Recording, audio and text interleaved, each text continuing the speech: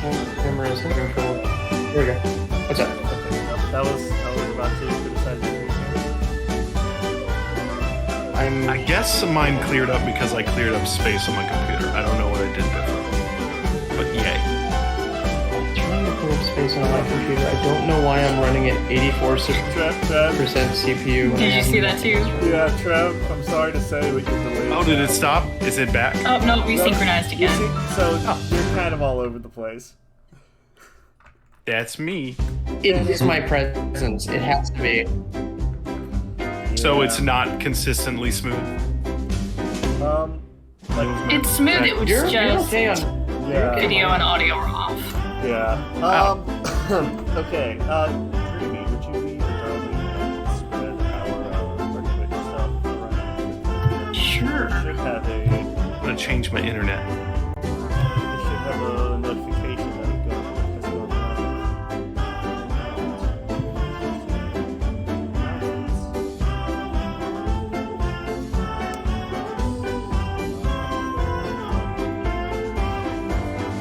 I don't know if that made a difference, but I've now swapped internets. This one should be Oh better. man, we've missed you, Will. It's you too. It's good to be back. We're back. You're back under new management. I'm happy to see you. And I've been practicing. And it is nice to meet you. Nice to meet you too. We're waiting just a few minutes. So how's everybody? Good. Caught off guard. I totally forgot about this. Yeah, it's Nothing horrendous is. unacceptable, Trevor. But mostly acceptable. Oh, happy Indigenous Peoples Day also. Yes. Happy Indigenous. Yeah. Should we do a land acknowledgement, or is that too far? Is that too far outside the scope? Oh, there's our notification. I will grab something. Don't scare off the viewer. Ooh. We scared them. I mean, I'm one. Oh, am I the viewer? I'm sorry. Did we scare you off? I know that my I'm a viewer. girlfriend and her son are probably watching. Son. You and your Spawn. The boy. Your bloody boy. First thing I see when I go into mod view is 19 days ago the word cuck was added as a permitted term. The first thing I see.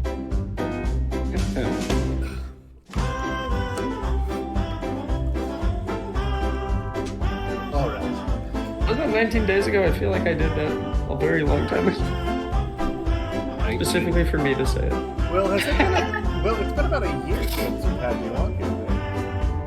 Holy shit. Yeah, I guess so. It's been since Icewind Dale. Yeah. Yeah. Oh, Oh, Icewind Dale. Icewind Dale. Was I working at the game store yet? I don't think so. Jesus Christ. I remember at one point you talking about it. I think it got I started there at around this time. Dude, I was like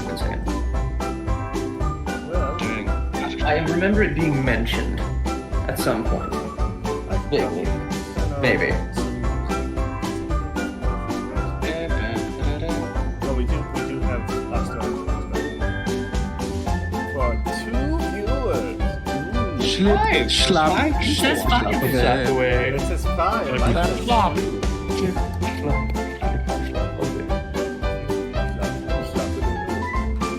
Alright, well, might as well transition over.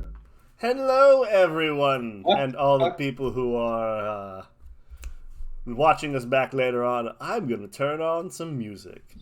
Are we alive? Are we? I mean, alive, live. Are we live? Are we all any of alive? us truly alive, James? Yes, I am. That is a relative question. Yes, well, my relatives aren't here. So, I'm going to give you a choice. Do we play an Anno conspiracy in the wizard's home or from Stardust, like Trevor? From Stardust. From Stardust. I think From Stardust is the better song. All right. Just gonna turn that up But then go to Witch's Lair because I think that one's really funny. Witch's Lair. That's... Where is that? Or Wizard's Lair, whatever the first thing you mentioned was. Oh. My brain isn't working. In the Wizard's Home, James. In the Wizard's Home. I'm gonna just run a poll. Who thinks James is stupid? No. Oh God. I just had one of those sneezes that didn't come out. Oh. It was like a full sneeze, and it just stayed right in there. Horrendous. Yeah. It'll come out while you sleep. It'll climb out in the secrets. Alright. I did pop a Benadryl. That's good. Here's a question. Hopefully that starts good. Why are our stream announcements not going out on... The stream announcement goes out late on Discord. I can't figure out why. Gotcha. Alright. Well, Dreamy, if you would, when that goes up, if you would handle that for me, because I am incompetent.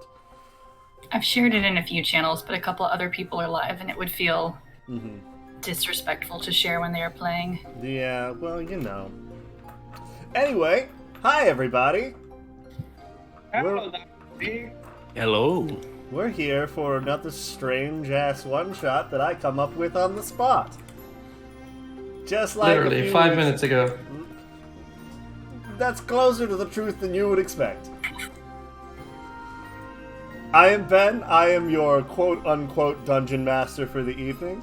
Let me just move Miles over a little bit because he is a little bit too far to the left. Miles, while I'm moving you around, can you tell me about yourself? Yeah, my name is Miles Phillips. I was born in Arlington, Texas on April 5th at, I think, 3 a.m. in the morning. The man who delivered me is actually the father of the guy who created Tom's Shoes. I was born, and then maybe like a year or two after not a year or two. When I was in like first grade, I moved to Mansfield, Texas, where I then went to J.L. Boren Elementary School.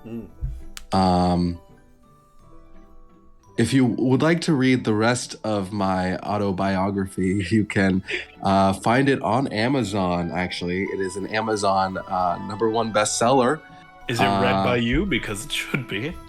No, it is read by Gilbert Gottfried. Before he died? And anyways, born in Texas.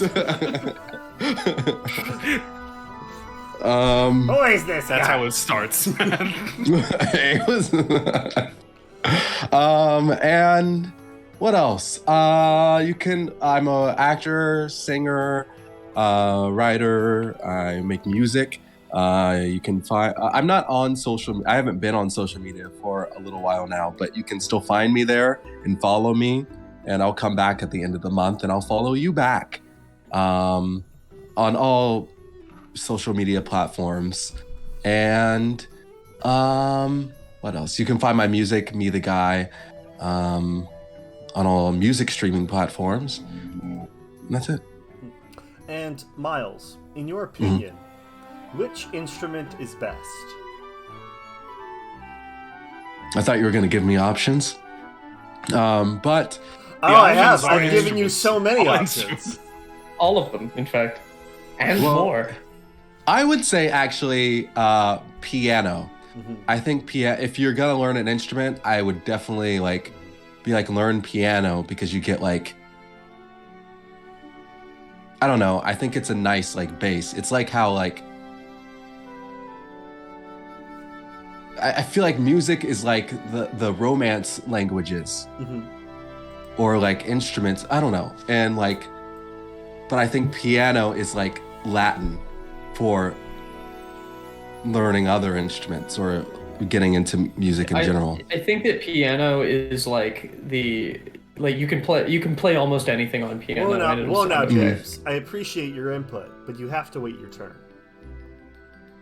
I'm engaging with his answer. James, can you please tell me about yourself? I'm back for 5 minutes. Jesus.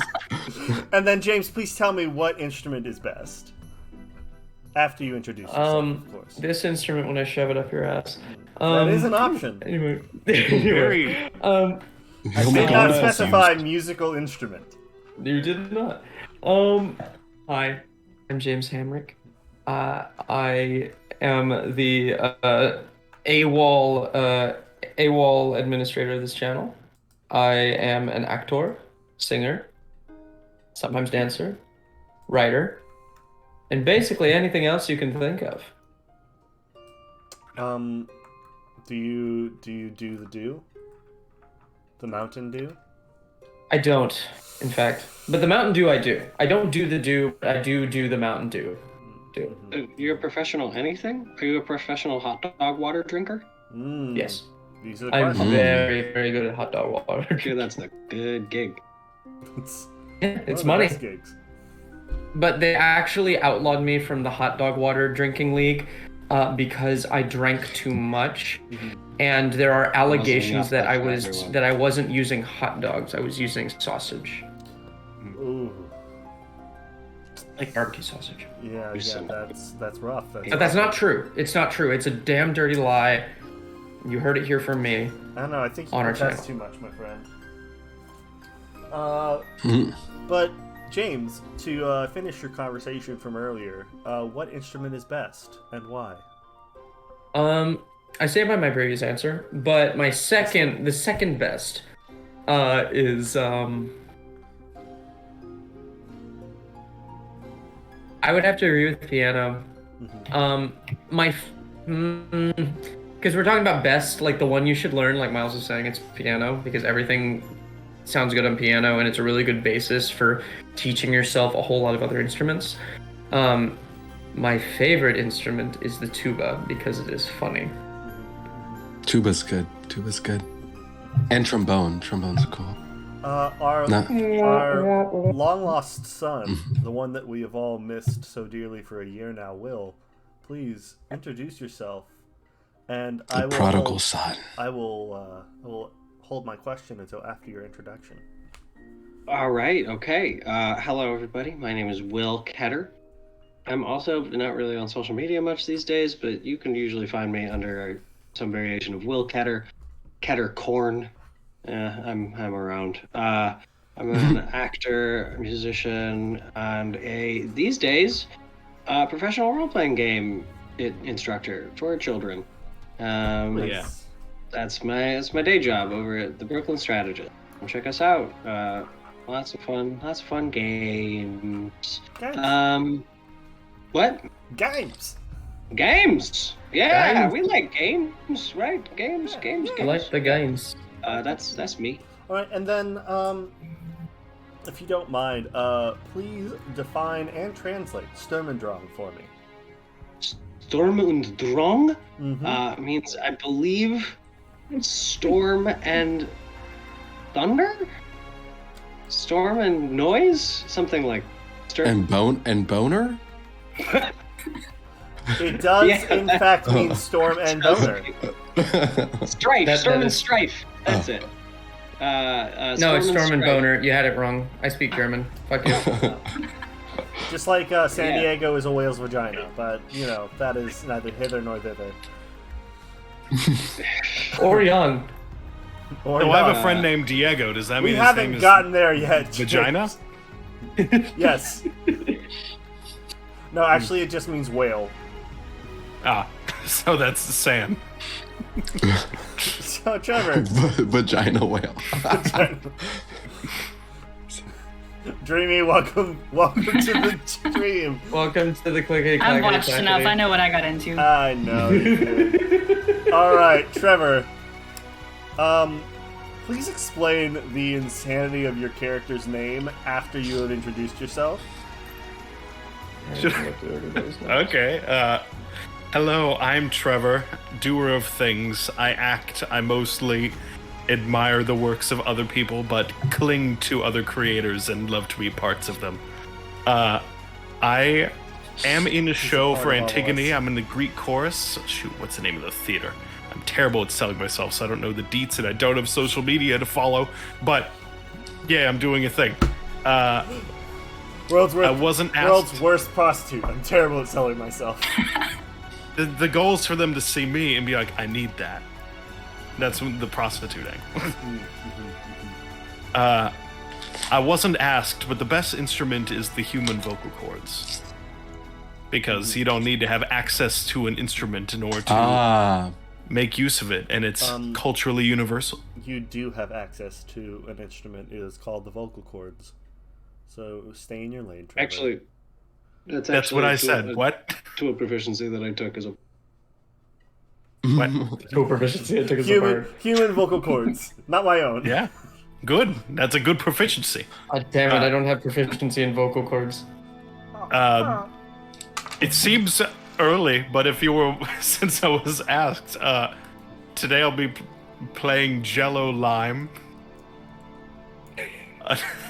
A necromancer. I don't know what you're looking for in the name other than I named him that because I was like...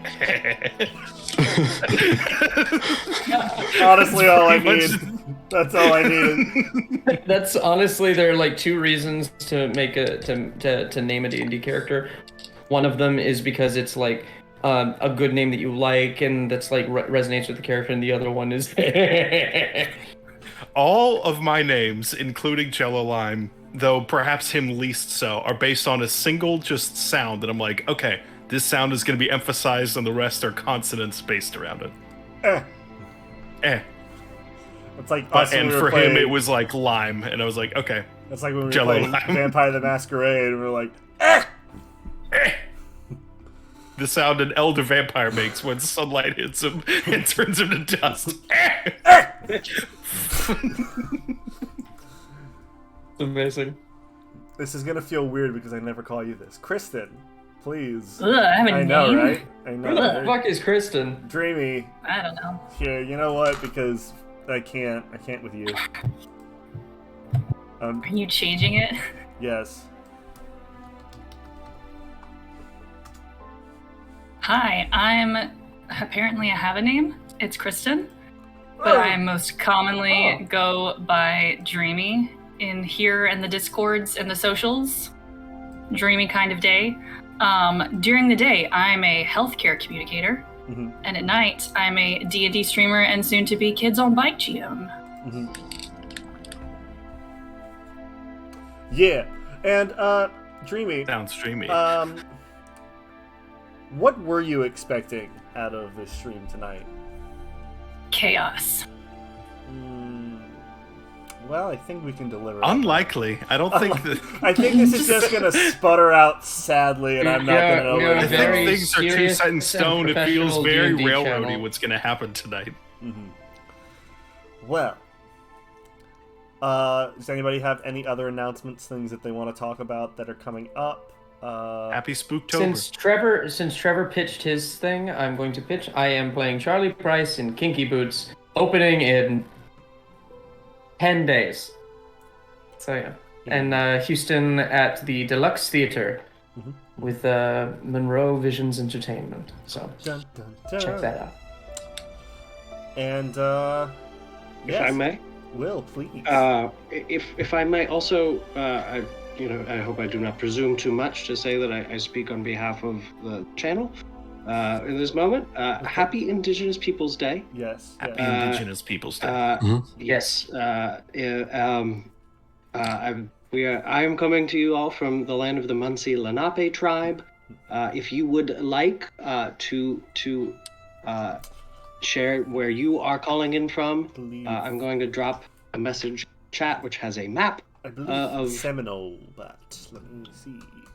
Yes. You can. There's a tool in the chat. I just dropped it in there that you can use to sort of find the ancestral heritage of of where you are currently, no matter where you are in the world.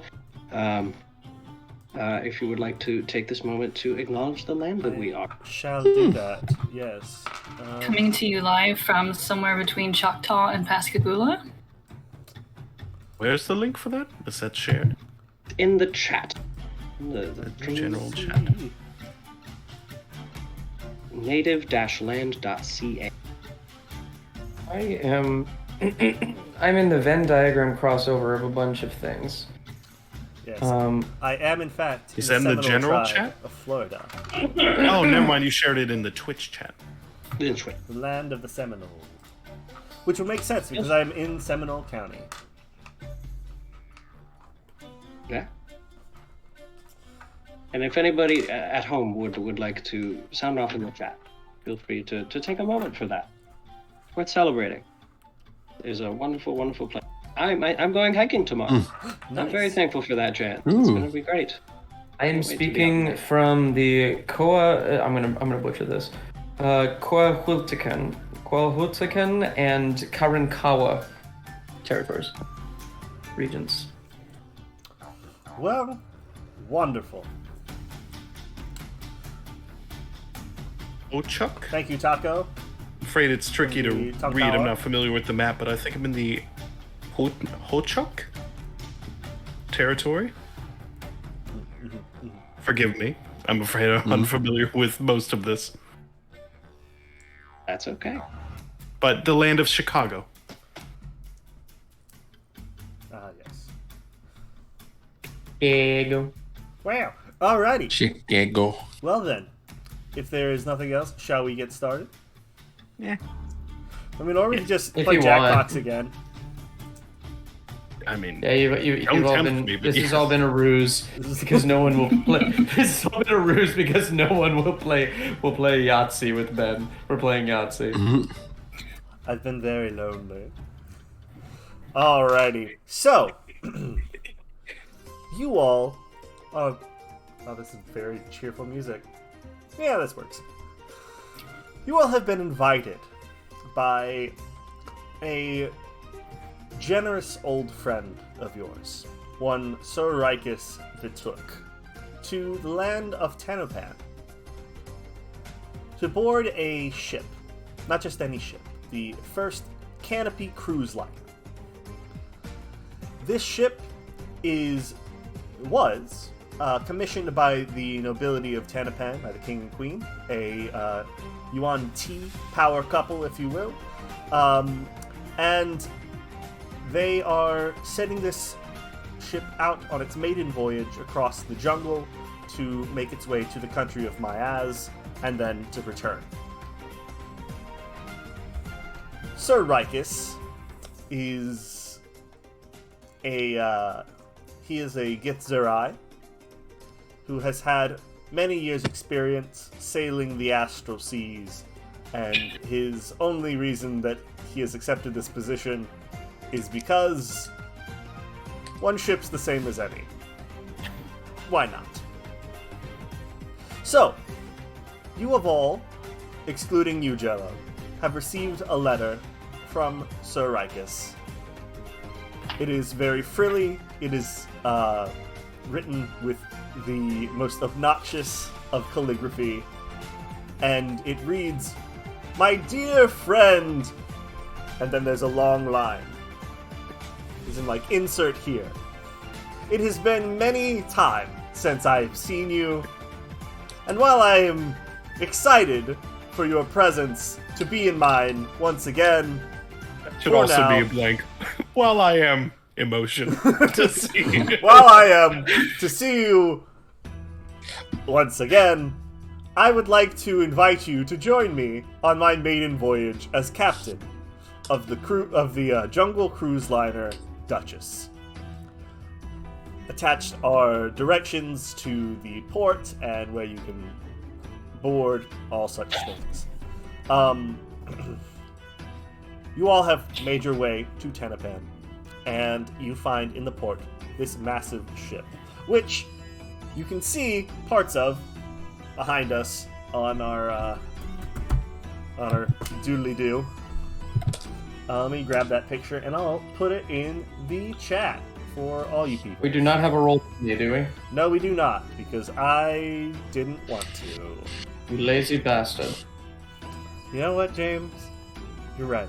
I never You used roll for hard-working strings. bastard. You're good. You know, James, you're right. You're so right. When you're right, you're right. These are the wrong. Oh wait, that's right. That's from the old one. All right. And Sound like Martian Manhunter. yeah. Oh God. Man, Sorry, what's his name? Marvin the Martian. Marvin the not Martian Manhunter. I knew exactly Marvin what you was meant. like, though. The crossover we're all waiting for. the classic way the think that Martian actually- Manhunter speaks. There should be a We're saving the world. collaboration. I'm a Martian. All right. So, Man, what are you doing?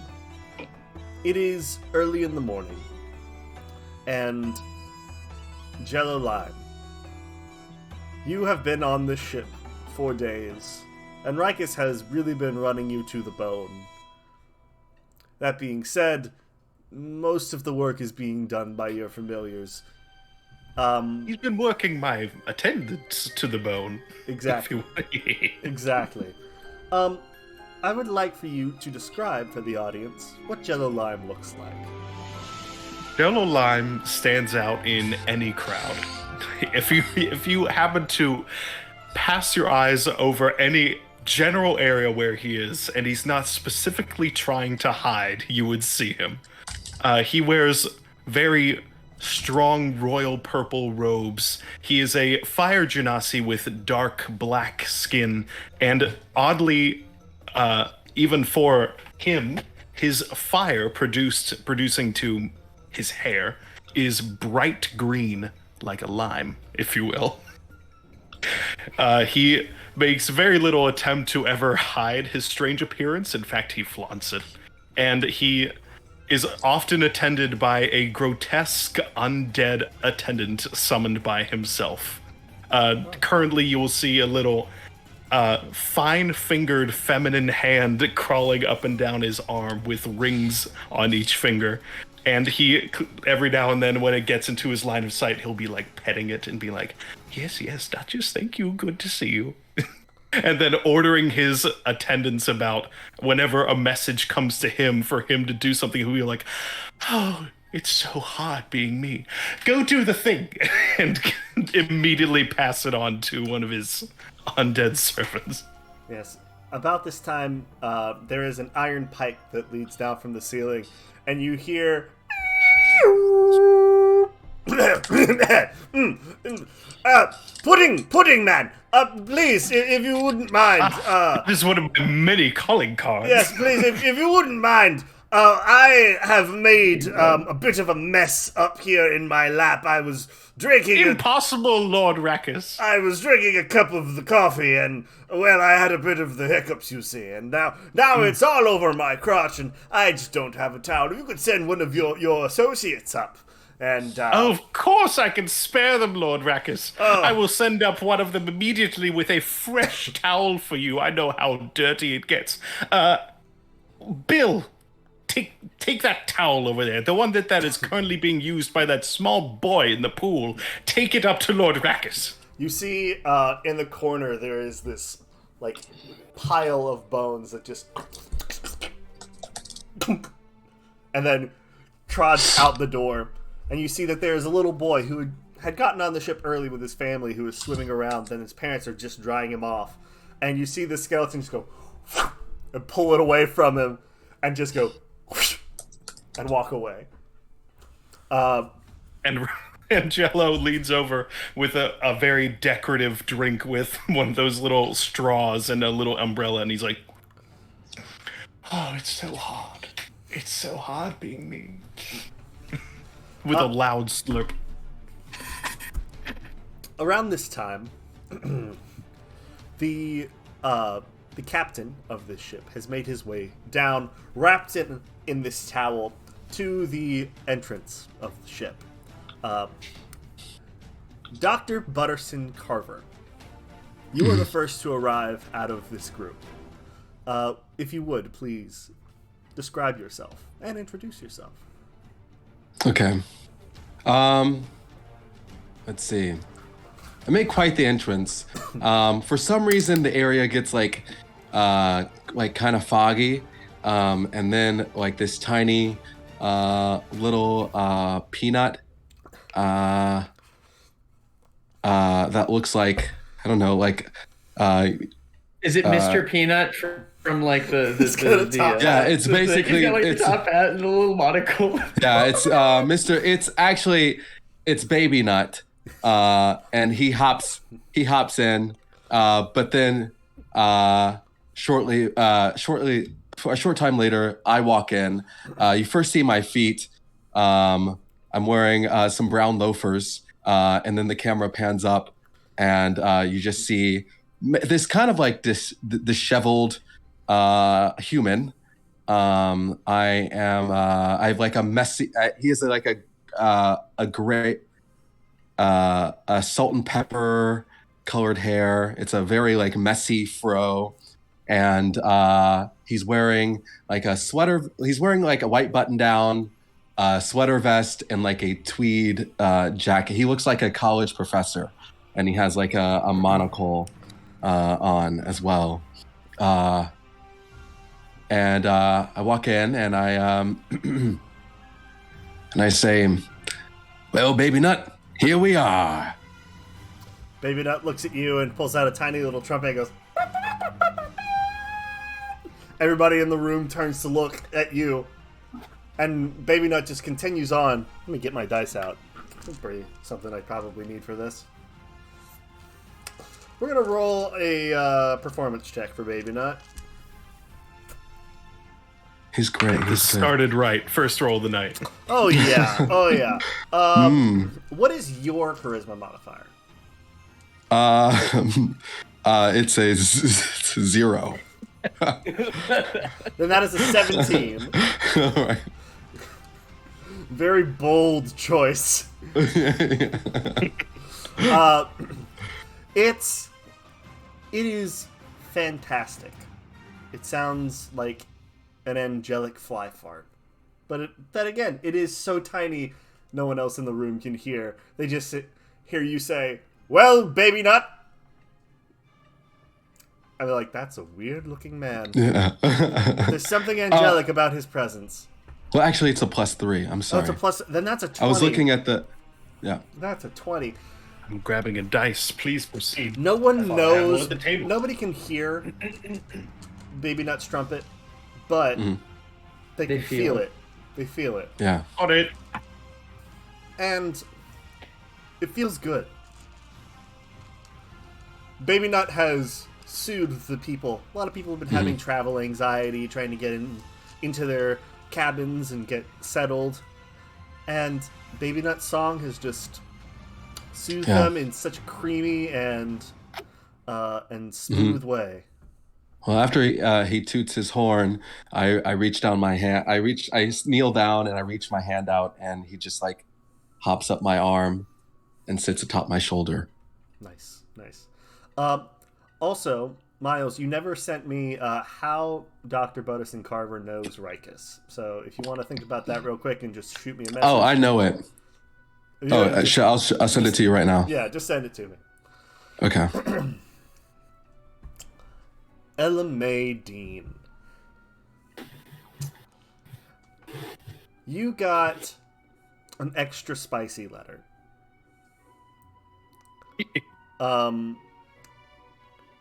Including some self-drawn portraits of Sir Rikus, hoping to really entice you to come aboard. You can do with that what you will, but one way or another, you're here. So you step on board, and you actually step up next to Dr. Peter Butterson Carver. Please describe what you look like, and just tell us what's going on.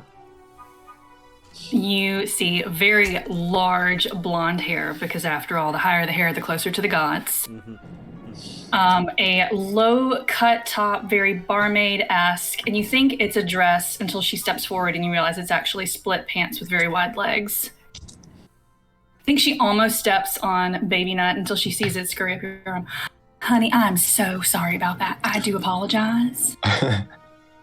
Oh, it's quite all right. Okay, I have to change my accent. Oh no, they're the same person. Now I'll get them confused. Fuck it, I'm keeping it.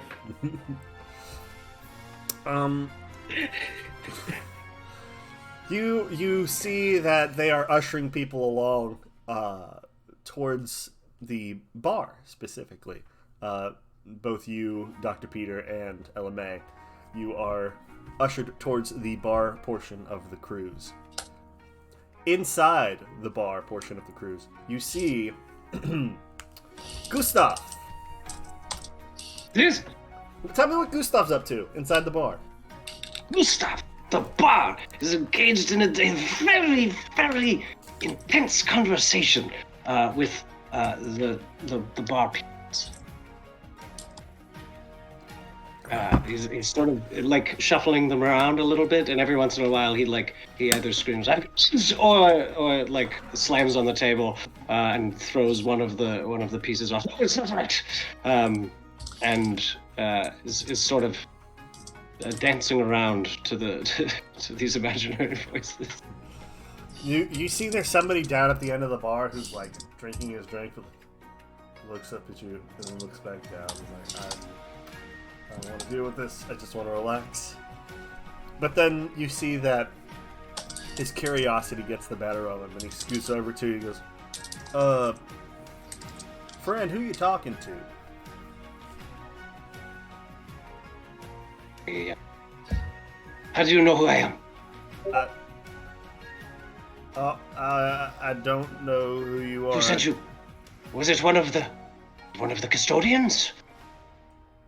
No, I work in architecture. Architecture! That's fabulous! What is the most brutal, what do you call them, structure that you've ever seen? The one that made you feel the most? They don't really make me feel that much. What? So why are you an architect? How can you walk up to someone and say that you are an architect? You do not feel anything about structures. I mean, I can feel a structure. It usually feels like whatever it's made out of. Dear boy. Oh, no. It's not right. He's not right. You hear from across the room, Gustav, my boy! And you see, like, pushing people out of the way, this... Well, I push the peanuts out of the way. Peanuts! You see Sir Rikus, who... If you push peanuts out the way, I'm on the floor picking them all up. There. You just appear there. I will post a picture of Lord Rikus at this point in his life as the people in Kindred. Life, oh no. Rikus, it's been too long since I've seen you with pants on, my friend. I don't have pants on, my friend! It's just a towel! Oh, you got me. You know you fall for it every time! Every time, my boy!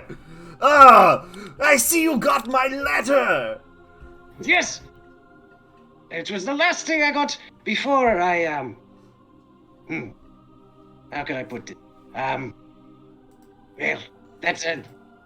I understand. He did it again. He did something. He promised. It's so good every time. So I faked my own death again. I'm out here. I'm trying to write a better play. Yes. Well, you know, I'm sure that we can get up to some of our old habits somewhere around the ship, if you know what I'm saying. Counting orders, dear friend. Oh, well, it's going to be on the lower decks. Don't you worry. Don't you worry.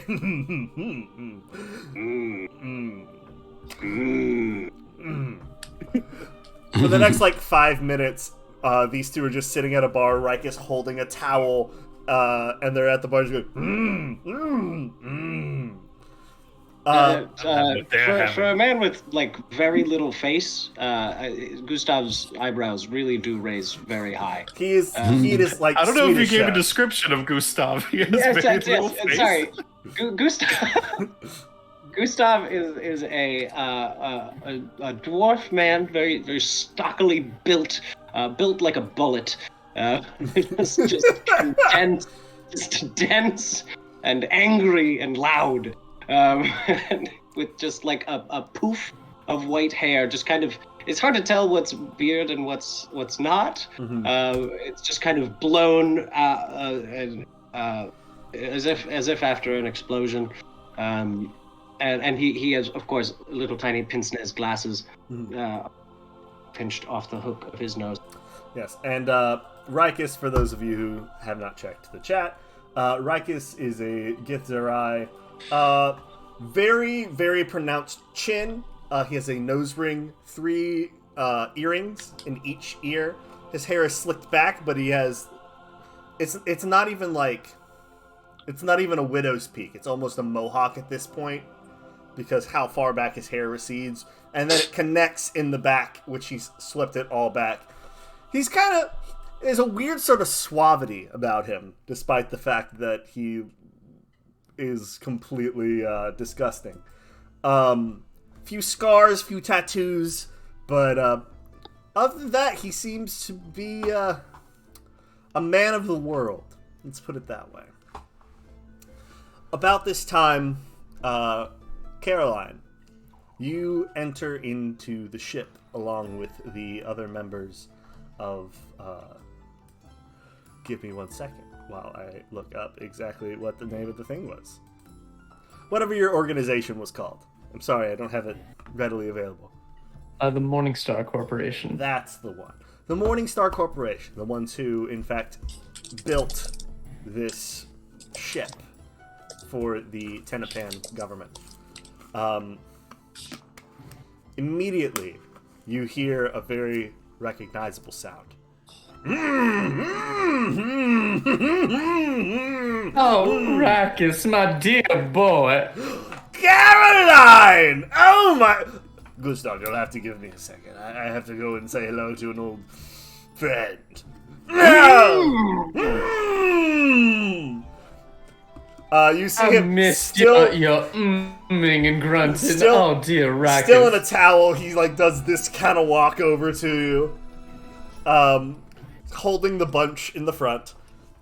Caroline! Welcome to my ship! Never thought I'd be saying that, did you? You're saying your ship.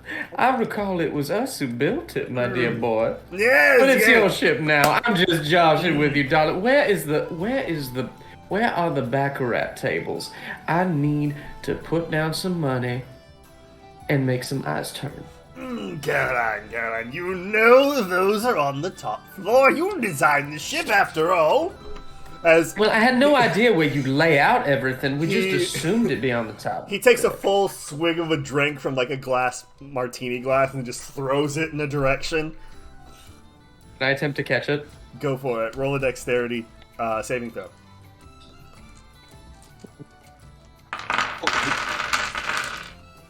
If he doesn't catch it, can I suggest what happens to it? Yeah, absolutely. 26. 26. As he throws it, it does that weird sort of Rube Goldberg thing where it just kind of rattles around and slides off the things and bounces off and just lands right back in your hand. He goes, good show, Caroline. I like the way that you grab onto things.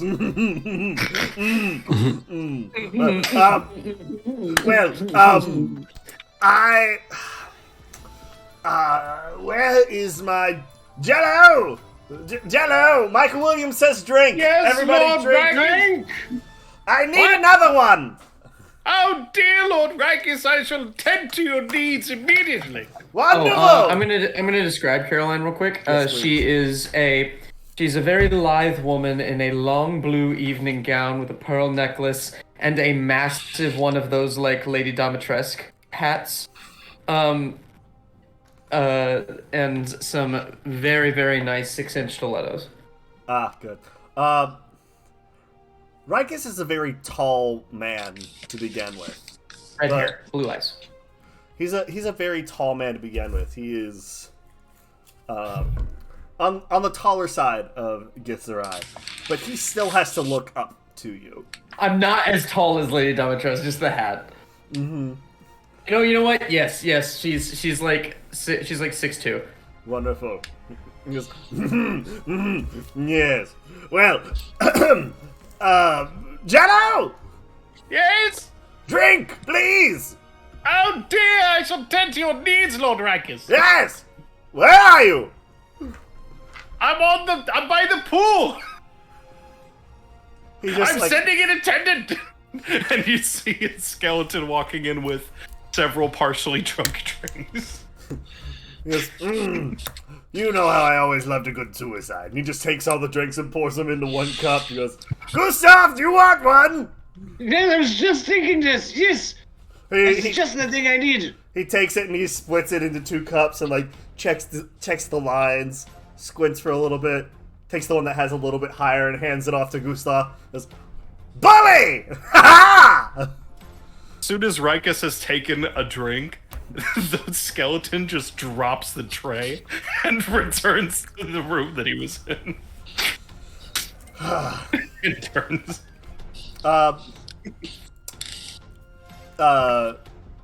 Good doctor and Miss Dean, you eventually make your way in and you see the commotion happening with Rikus in a bath towel and the skeleton that just dropped a tray of drinks. Can I try to catch the tray? Yeah, go for it. Okay, what do you want me to roll? Roll a dexterity saving throw. 23. 23. The skeleton just kind of like gives him the drink and starts to drop the tray and walk away. And as it turns around, you dive in and catch the tray at the last second. And you just see his eyes go, you see Rikus' eyes go wide. Just, my goodness.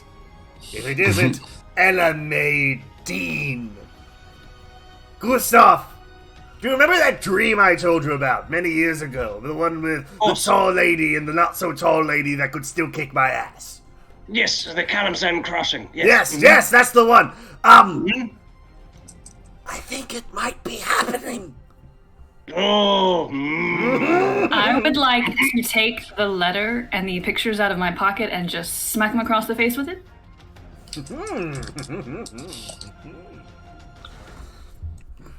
He does not stop at all. He just like takes this like his eyebrows are doing like. Now, Rakus, what did we say about not sending unasked for media? It's not becoming of what a lady deserves to get. It's not becoming of a gentleman. And what would your mama think were I to find her and send this to her? You'd have to find her first. Hey! You hear like 2 guys in the back go, yeah! Yeah. I will just tuck the pictures into his pocket. You can have those back. I think you need those a little more. My dear, I hate to be nosy, but what kind of pictures are we talking about here? Is he sharing illicit photos of you, darling? Of course! Rakus. I mean, not Rakus. not What did of we talk me, but if you know Rakus, I believe you might have a very good idea as to what kind of artistic nature they may be. She kind of leans in close and is like, "Are they of me?" That's all I really want to know. No. I'm leaning towards her. Oh. I'm gonna give Caroline a look over. No, I believe these are very specifically Gith. Oh, there's no skin off my back, us. Rakus, you dog. That's what he is either. Well, I reach a hand practically straight up. So, my name is, well, try not to speak too loudly, Gustav von Grindenberg, playwright extraordinaire. She kind of daintily offers her hand like this, and is like, "Oh, charmed. My name is Caroline Somerset. It is wonderful to meet you, darling." Oh, to say to you as well. I'm sure I must interview you for a play. For a play? Oh, I really do like those. There's one called what was it? The Plastic Collection. It's by Nebraska Jones. It's an excellent piece. Have you heard of it? Nebraska Jones. He also wrote A Train Named Want. Oh, Yes, I've moved on from this, these realism, these adventure stories. It's a little much. You kind of need a large set for everything. It's not really accessible to the Yes. lower classes. Too ostentatious. Too ostentatious. I like you. You're well spoken, sir.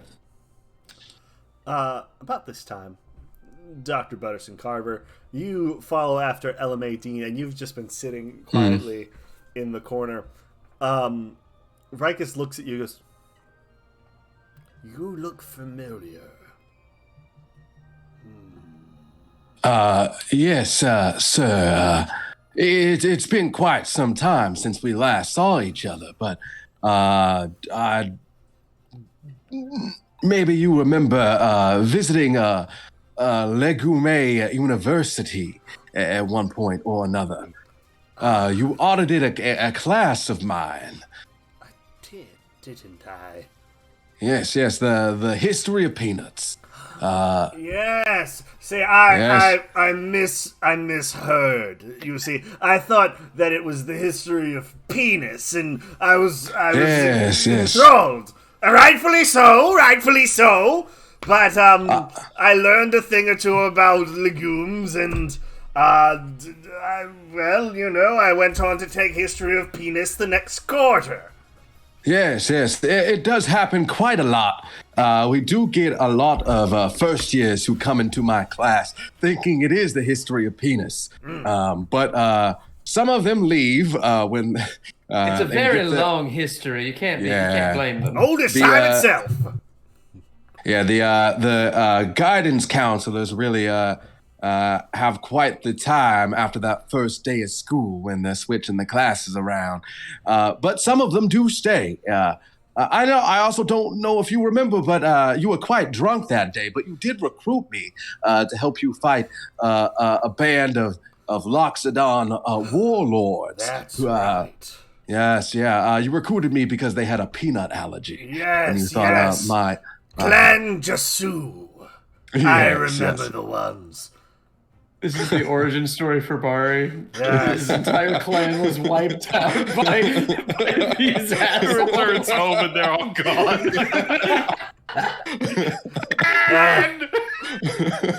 I remember He knew It's a war he crime. knew in every universe. It is a war crime.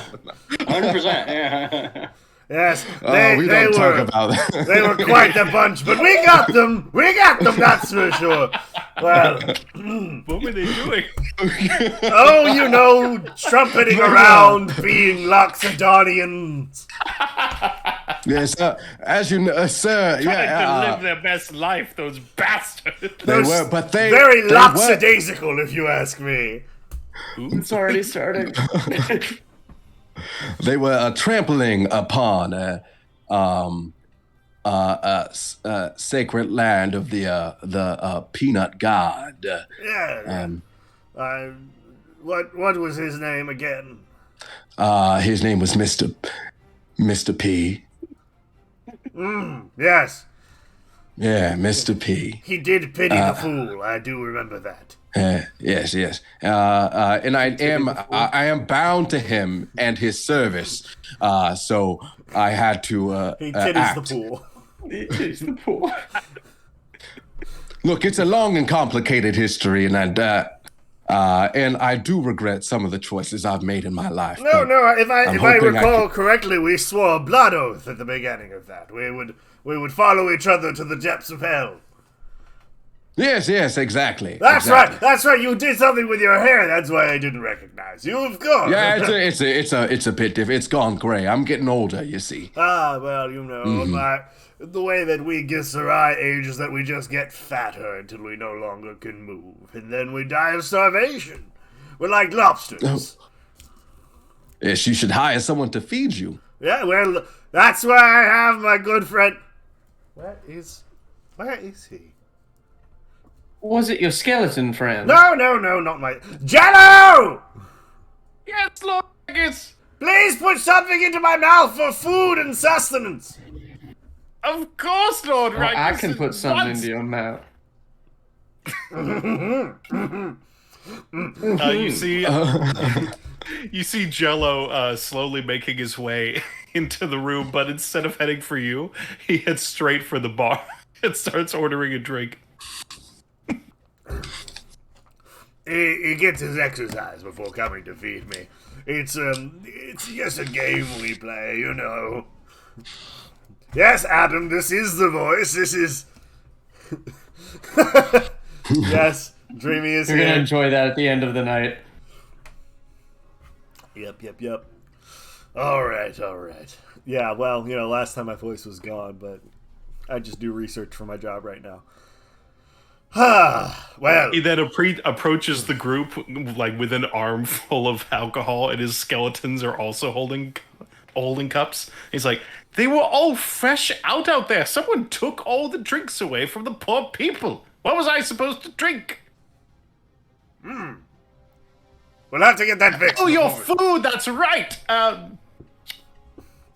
Go get to Master Rakis, and he's talking to a little delicate feminine hand on his severed hand that's on his shoulder. Go get Lord Rakis some bread. You can find that. And it skitters off his arm. It has nails that are very like finely manicured and have like the extensions, I guess is the term. I don't know. That's a lady, don't mind And her. you just hear across the tile floor. No, I don't think that's pulling up. That's not good. Well, give me just a second. I'm going to turn on my fan because I'm getting a little warm in here. Warm. Sounds like that. Whatever kind of noise gate you got is too good. You didn't hear that? getting Down the down. microphone. This character voice was supposed to be a German accent when I came with it. I guess my sinus problems have. Hey, there's no You Germany missed- in you missed Fantasyland, the so it's whatever you you want it missed- to be. You missed the memo. We're all doing various southern accents. Yeah. What are you talking about? Except for me, I'm doing this voice. Yeah. If you picture Dolly Parton, that is what LMA looks like. And then at some point, skittering across the ground, you see Lady is walking back very awkwardly due to being a hand, but like little cocktail wieners are skewered on 2 of her 5 fingers. You see, There she is. like Here I you see go, this- Lord I just Rackets. go. It goes the airplane. I used to have a What cook. a disturbing scene. I used to I'm have a gonna cook, go- but he quit after Jello joined on because, well, he couldn't deal with it. Anyway, Would any of you like to join me for a game of Baccarat on the upper levels? absolutely, I have nothing better to do right now. Now, fair warning, I cheat.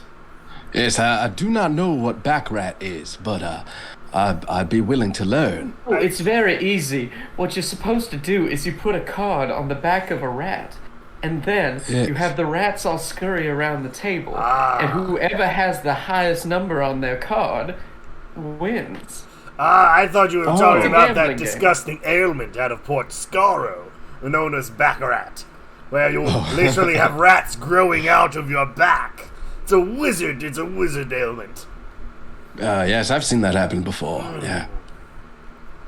How tragic and how disgusting of you to bring that up in polite company. Oh, well, Anywho. adventure's a conversation for everyone. I know, they're sordid business. Yes, Sordid business. yes. And as I am the captain, you should all listen to the things I have to say. That is part of my contract. Of That's why I course. signed. But Oh, of right, course you know you no are one has right. ever really listened to what you say in quite a long time. Of course they have. All right, ladies and Hey, hang on, gentlemen. he's every sentence. He is the ship king. Yes. Now, ladies and gentlemen, welcome aboard the Duchess. We are getting ready to leave very soon, and you see he has a drink in his hand, and the other hand is still holding the towel up, and he goes, well, he drops the towel, and goes, and we will be going that way. He brings the drink down to cover up. Anyway, we will be leaving very shortly. Please listen to all of the attendants and prepare for safety in the event of safety needs. There are many exits. Go off the side of the boat if something happens. If something does not happen, stay on the boat. In the emergency of a fire, put it out. All right. Sounds reasonable. Lord Rikis, Yes, does that include the furnaces at the bottom of this boat? it does not. Should I go put those out? General Lime, I swear, if you go and put those furnaces out, I will have to I give you a need talking to know these things, Lord Rikis. Look, It's important. That's a fire. Are you shitting me right now? Rarely. What about the fires that lives the spirit of all people, all humans, all creatures of... Like this one. And he produces a green flame in his hand. Yes, it's like that. Like that one. Caroline I like the uses way you talk, that sir. moment to light a cigarette in the green flame. Ooh. Well, Don't worry, Lord You're Rikis, I welcome, put Warren. it out. good. It was too much for my brain to handle. Anyway, I have captainy things to do. Look, Sir Rikis, you need this. And he hands him an alcohol. And alcohol, wonderful. I have no idea what it is. But it's blue. He takes said blue alcohol and ingests it in whatever way one blue alcohol would be ingested. Anyway, please make yourselves comfortable. Make some friends. I have captain things to do. And we're off. And at this point, he stops down on the ground and a little controller pops out on this pedestal. And he picks it up, and there's just like a little box with a little analog stick. And he just picks it up and he starts walking off, steering the ship with this analog stick. You all are alone. Relatively. You are in this large chamber. Rikus has left to go do captainy things. So have you all sworn fealty to Lord Rikis? Swear fealty only... I've never heard of that one. No, I only swear fealty to the peanut god. I've not heard of him. Yes, he's sometimes benevolent, but he's a good guy. Yes. I think I heard about him. Doesn't he come in the form? Sorry, you can do it. Sorry, Gustav. Can you say I didn't catch that? He's talking about the uses of peanuts as biological warfare. Yes, they can be used for quite a few things. They could be used for destruction, and they could also be used for healing, for nurturing, for Just like creation. necromancy. I see. Is it a similar type of magic? Yes, it is. It does have. The peanut god is also a god of. Happens to be a god of death. Yes. That's one would assume. Of course. God of death and peanuts. Mm-hmm. That's the widest portfolio I've ever heard.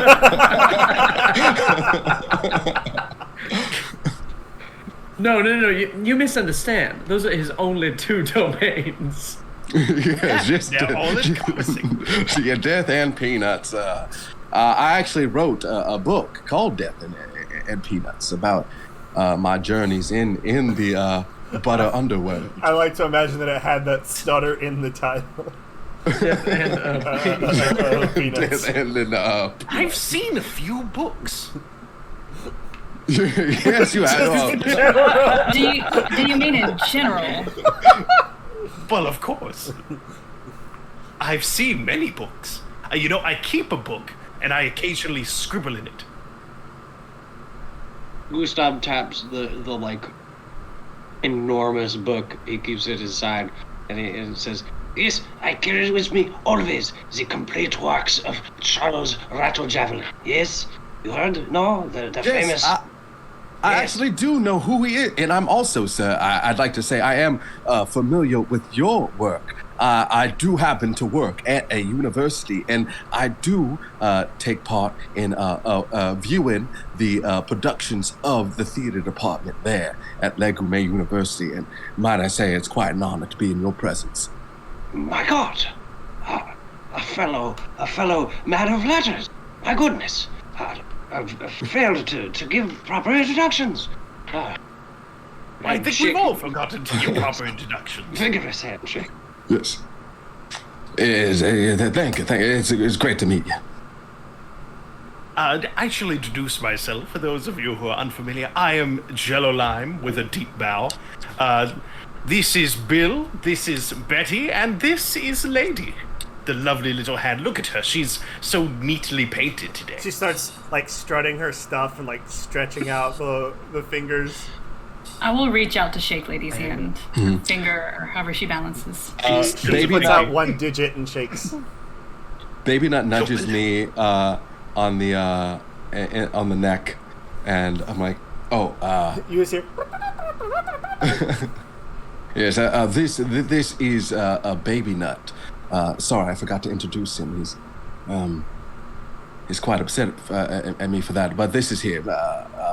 If it comes down to it, he would love to make acquaintance with your lady there. If she, Of course. And he'll extend his arm, and as they crawl to meet, you didn't introduce yourself either. Oh, I'm sorry. I am Dr. Peter Buttison Carver. Agricultural scientist and inventor of many things. You taught that penis class that Mr. Rikus is always talking about. Yes, that is a common mistake that is made at the university. It is a peanut class, history of peanuts. I understand the confusion there. Yeah. Mm-hmm. From what I understand, there are a lot of people that go searching for the peanut class and end up in the penis class as well. Yes. It's generally a mistake I feel is made all round. It Flashback is a very to Caroline sitting in the peanut class, or in the penis class, being like, I just want to learn about peanuts. They are used for similar things as well, so I understand there'd be lots of confusion in the two. Are they? Please do tell. Yes, you can read my book, Sexual Pleasure and Peanuts. Later on, I can give you a signed copy. I couldn't possibly. All right, thanks guys. It's been a great stream. Sexual Pleasure and Peanuts, released this holiday season. The perfect stockings. Can the name of the stream be Sex, Death, and Peanuts? Yep. By the way, Oh, Graham. you with the lovely golden hair, you wouldn't happen to be the subject of Lord Rikus's recent fanaticism via letters, is it? He's mentioned a very poofy golden-haired lady that he has been very fond of recently. I'm afraid I didn't catch the name. My name is Ella Mae Dean, and I don't know so much about his affections or not, or who he's been writing to, because I imagine it's quite a few people, because after all, he is a cad. But if you follow him long enough, there can be an interesting adventure or two. Oh yes, he actually had me draw several pictures of him. I got that from several artists, but he insisted that several of them be mine, and I am hardly an artist. Well, I will say that your artistic skills are well done. May I find a different subject to practice your artistic skills on? Of course, drawing nude pictures of Lord Rikus is hardly my favorite passion. Yes, and next time he asks you to do that, either It is one of them. say no, or if you feel as though you can't, burn them before sending them. Understood. Easily done. And you are very tall. Looking up. Is that how you open up most conversations? Is that how you open up most conversations, darling? Along those lines, yes. Darling, I'm Caroline Somerset. I am a gunsmith with the Morningstar Corporation, as well as occasionally, when I feel like it, a shipwright. Oh, you built this boat! Well, not personally. We hired a bunch of people and paid them below minimum wage to do it, but yes. That's like what I do with Bill and Betty here. But I pay them nothing. Question. Are Bill and Betty, were that their names in life, or did you just assign those names? Well, it becomes more fun if I give them names. They were actually just from a nearby graveyard. Actually, Betty was fished out of the ocean. You seem like a man of great creativity. I tried. Anywho. If we've all made our introductions, I am hankering to make some money off of all of you. Shall we? Oh, yes. As you all progress, are you all going to the Baccarat table? But of course. Yes. Yeah. Yes? LMA, yes? Mm-hmm. Wonderful. As you are walking through, you see Rikus is still steering on his thing, but he's like talking to this one lady. He's just, Doesn't put his towel back on, has he? no, he is not. He's like, I'm gonna stop by real quick, and just hand him the tray. oh, thank you. You do know there are children on board, and there are laws against things like that. But when I'm the captain, I make the laws on the ship. Thank you. There are no laws in the open sea. He's got a point. He's got a Maritime told. maritime law and all that. It's a lot, I know. It's a lot to deal with. Anyway, he leans back over to the lady he's talking to. Did I ever tell you I took a class about the history of penis? And you all make your way past him. He takes the tray and puts it down. Has not put pants on yet. And you make your way to the Baccarat table. At the Baccarat table, you see, before I start making any sort of judgments about things that you see, I need to know Baccarat. Oh no, I explained the game to you because I don't know what Baccarat is either. Is this Casino Royale? Just say it's Go Fish. You did explain the game. So Yeah, it's cards that you put on the back of a rat, Yes. and they run around, and whoever has the highest number is the winner. So the rules of Baccarat, they're on this nice felt table, like you would play poker or blackjack or anything on.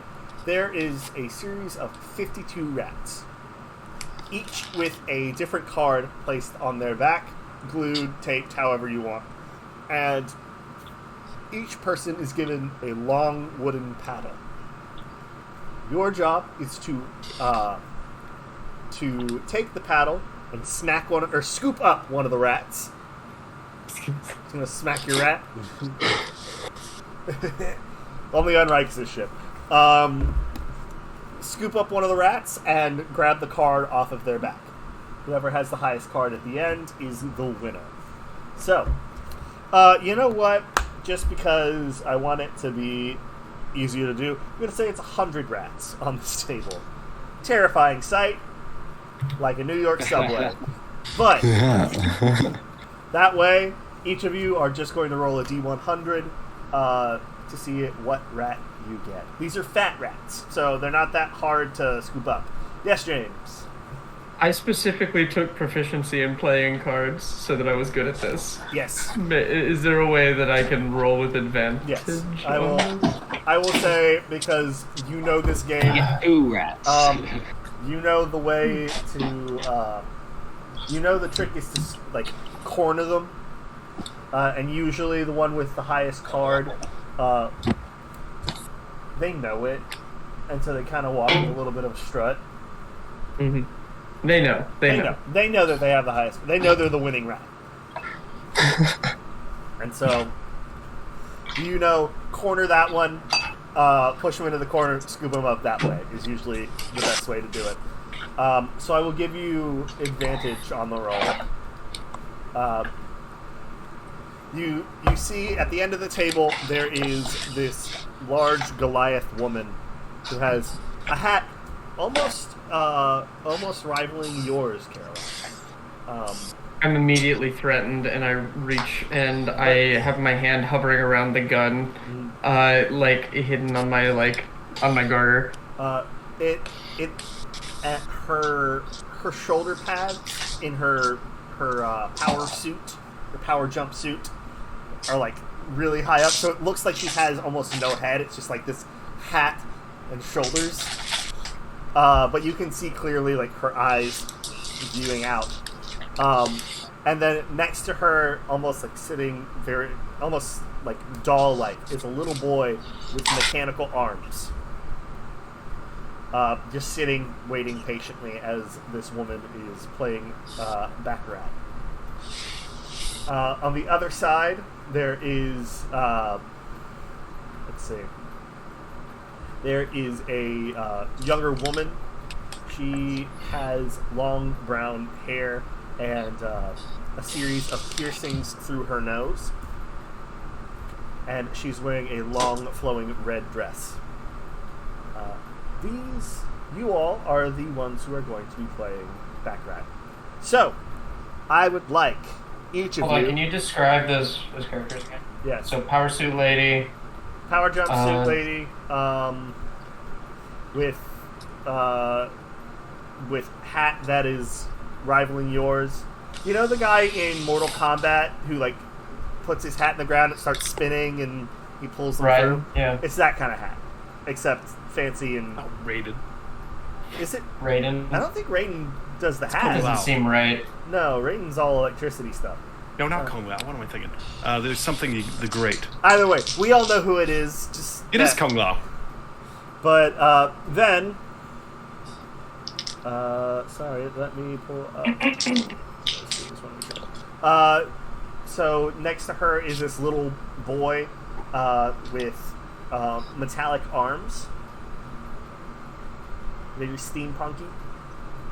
And then on the other side of the table is this long brown-haired woman with piercings through her nose and a long flowing red dress.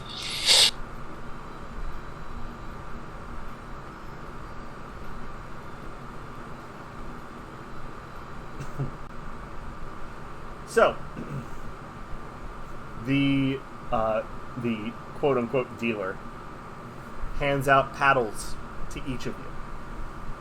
He explains the rules of Baccarat to you all. He says, "Alrighty. The starting bid is 5 gold. 5 gold each." Putting in the 5 gold. Must we hold the paddles? Yes. You must lift the rat with the paddle, have it slide to you, and grab the card off of its back. What if the paddle still does that, but I'm not holding it? No. God, this will be hard to cheat at. Yes, that is that is the point. That's what makes cheating more fun, darling. I have multiple paddles. No. He has to think about it. He's like, no. Maybe multiple hands on one paddle? Huh? I don't really think that would help you in any way, but okay. Is it? Yeah. Well, Someone blow on the paddle for good luck. How does this work? At the mention of blow, Rikus just slides up. Did somebody say Baccarat? No? At some point, yes. Good. He said, blow! Good. It has been mentioned. Good stuff. I see you're getting ready to play. Do you need any of my splendid luck? Yes, always. He tries to... He doesn't try. He slobbers all over your paddle. At this point, he has put pants on. Ah, Lord Rackus, may I cheat at this game? No, you may not. We are honorable men here. Each and every one of us. Very well. And honorable ladies, some. if they choose to be. They are allowed to be whatever they choose to be. Let us start the game! I appreciate the leeway. Anywho, what are we rolling? Everybody roll a D100. Can I roll 2? Yes. And also, Gustav, you roll 2, because you have Rikus' slobbery luck. Nice. I have no idea if this would even make a difference. But you see that Jello, his hand seems ever so slightly longer, reaching out of his long purple sleeve. And you notice that the hand is very feminine and has several rings on it. And one arm is definitely longer than the other by about a hand's length. Let's see if the dealer notices. The dealer does not notice. Whoever is like sitting to the right of Jello, he'll lean over and say, "I'm cheating," and then he'll reach out with the. Now the whole point of cheating, Jello, is to not announce it. Oh, I'm not cheating. Jello, I'm not cheating. Jello, I'll allow you to add a D4 to your roll. Yeah. D4. All right. Oh, okay, cool. All right, what did everybody get? Real bad. 67. Okay. 31. 31. Okay. 53. Okay. 51. Got a 9. So, you see the woman in the red dress. She turns the card around. It's a 25. And you see the large Goliath woman turn it over, and it's a 94. Whoa. Would you all like? cheated better than I did. Would you all like to play again? Of course, Wow, and then I'll be cool. on to And money, this time which will I'm- make this and this decision time I'm way putting easier. This time I'm putting down 25 gold. All right. Yeah, I only have 5 gold, so She I will. work on a professor's salary. She will match you for the 25. The woman in red will also match you 25. What about everybody else? I'm Yes. afraid the rings on my hand, which is clearly lady, are far too precious to offer in this game, which I will certainly lose. I will back out as well. I can't afford to, you see. You could go all in, darling. I'd err on the side of caution. Please, for little old me. Please give me all your money. So the bid's currently at 25 gold. He's blushing a little bit, and he's like, well, all right. Baby Nut is, I like to say, my lucky charm. So maybe we could get something done here tonight. Maybe we can. She winks at you and leans back. Oh, okay. All right. He seems to want you to win. Who all is playing? Yes. One. I'm playing. All right. 1, 2, 3. LMA. I'm afraid that bid is a little too much for just a simple tavern keep salary. All right. You could go all in. During the game, though, could I watch the woman with the piercings and the red dress? She was the one who won, right? No, it was the Goliath woman in the big hat. Goliath. Jello would like to watch her clearly, like seeing if she's cheating, but with a huge smile on his face. Like, how'd you do it? But like clearly watching her moves. Okay, so yeah, you everybody roll for me.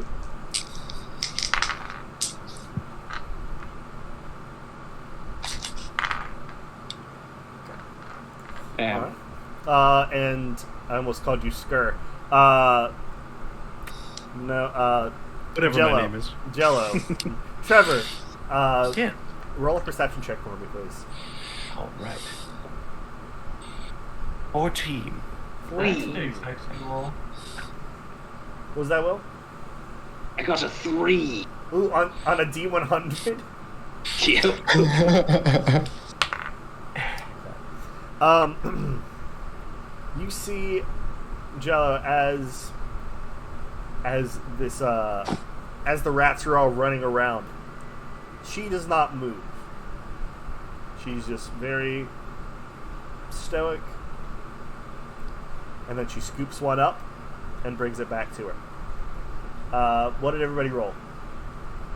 79. Okay. 52. Okay. Gustav? 3. 3, that's right.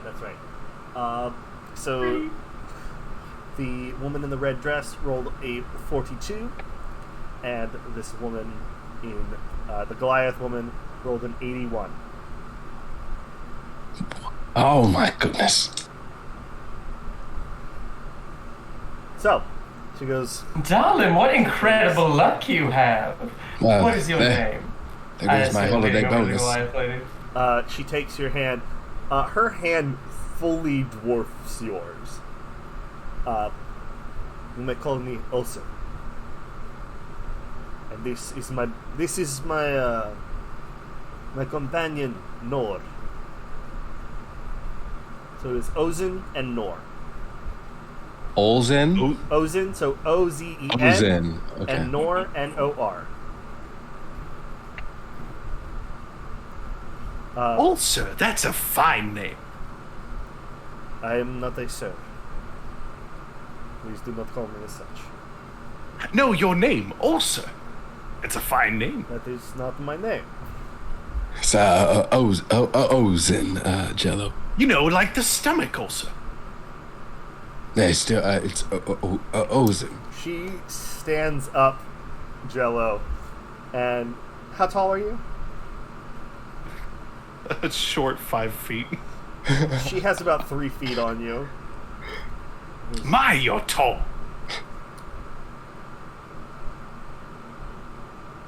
And I'm very intrigued how you cheated better than I did. She does not respond to this. She says, "What is my name?" Clearly, I misheard it. Would you repeat it for me? Ozen. Ozen. Thank you. My Lord Very Oza, welcome. it is absolutely wonderful to meet you. Now, this was a wonderful game. I got cleaned out, but just so I feel fair, since I goaded you into it, here you go, sir. And I flip you 10 gold, miles. Oh. Wow, okay, this is Double bigger your than my, salary. yeah, my Christmas bonus. Is it Christmas? Are we coming up on Christmas? You know what? I'm gonna say yes. I'm gonna say it's coming up on non-denominational, non-religious winter festival. The winter solstice. It is. It's Crimbus. It is time for Cold Times Festival. This is the all- Cold Times Festival. It's all one word. Time for Cold Times. Excuse me. She takes her winnings. She looks at each of you. She says, "Come along, Nor." And you just hear tunk, tunk, tunk as his feet also seem to be made of metal. And they walk off into the crowd. Well, she is terrifying. I don't know. She seems quite personable. I feel like we were just getting up in her business. Anywho, a wonderful game. Is there anything else that you fine friends would like to do? We've got time to kill before the ship goes, don't we? You almost... I think it left port an hour ago. Yeah, you left did. port. You left port I messed as up. soon as he started She playing said with that. the... She said that. I'm keeping it. Are we moving, or did my pills just kicked in? It's that feeling of like when you stand up too fast and it goes. Yeah. About this time, a little gnome man with a pencil-thin mustache just comes out, and they lower him actually by trapeze into the center of this room, and he's just dangling and goes, "Dinner is served," and then he slowly retracts back up into the ceiling. Or as in my life. one of my favorite stage directions, he ascends back into the ceiling so slowly as to induce vomiting. I would like you all to roll a Constitution saving throw. What? To Is induce this vomiting. against poison? Is this? Yeah, I'll say this is poison. Oh, Bodies. This is hardly sickening It's to me. bad theater, so yes. Oh, fantastic. Some might This say is not oh, Some might not say- good. Anyone else hungry? That's a 21. At 21 as well. 22. Oh my I god, gotta- that lingered on a nat one. I got a 6. Ooh. I was a 14. What'd you get, Gustav? 22. All right, nice. So those of you that scored above a 15, you are fine. Those of you who scored underneath it, it's not a violent throw up, but it's like a baby spit up, just like. Oh my god. Where did that come from? You should eat to replace that food you just vomited. Do you guys make your way to the dining room? Yes. Is this food all inclusive, or is it an extra charge? I'll put it on my company card. Who are you asking? I'm just sailing out into the universe. Well, You- attendees of the Boat King never pay. The universe Oh. responds.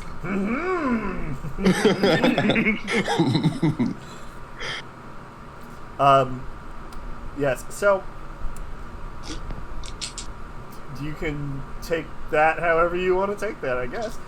All right. I guess I'm just gonna eat my Well, fill I and will hope for the say, best. this, Mr. Peanut Man. Yes. No, wait, your name is actually Butterson. Sorry. Yeah, my name is. I consult my mental notes.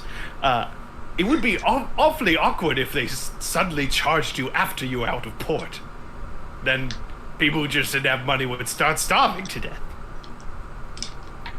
Yes, It I is guess. Lord Ragus's ship, so I wouldn't put it past it. But it's possible. He always runs such interesting ships. If I know Zorakis at all, I know that he loves nothing more than frivolous displays of wealth. And that includes food. Always. So, safe bet on that one. That's how I got through many of my school years. We'll just charge it to Okay. Sir Ragus after what he sent me. He owes me big time. All right. As you guys enter into the dining room, you see various skeletons preparing the space. One thing that you guys have noticed, other than like the people who do a lot of the speaking on the ship, everything else is run entirely by skeletons.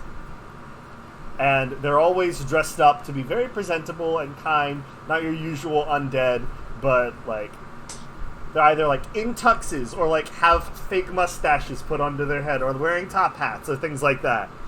Or like they're in dress. Ah, what a skeleton crew you run here, Jello Lime. Just to know, these aren't all Jellos, are they? No, they are, over time. They are? Yes, you just Yes. I've clearly forgotten that I made this many. It's good that they're doing something. Sometimes their instinct is to kill. and you see one of them These, comes apparently, their instinct is to cook. as you guys all sit down, one of the first things that you notice is that there's a large, like, you know those lids that they put on plates in cartoons where they lift it off and it's like a huge pig? Mm-hmm. So, Presentation lid. yes, the presentation lid. One of those is placed onto each table in the dining room. And you see from the corner of the room, there's a skeleton that seems a little bit more disheveled, than the rest. And it locks eyes on you, Jello. And you see from inside its ribcage it pulls out a knife and holds it up. And it starts sprinting at you as fast as it possibly can. The inclination is to Well, kill. I don't think it should do that. Hold steady there.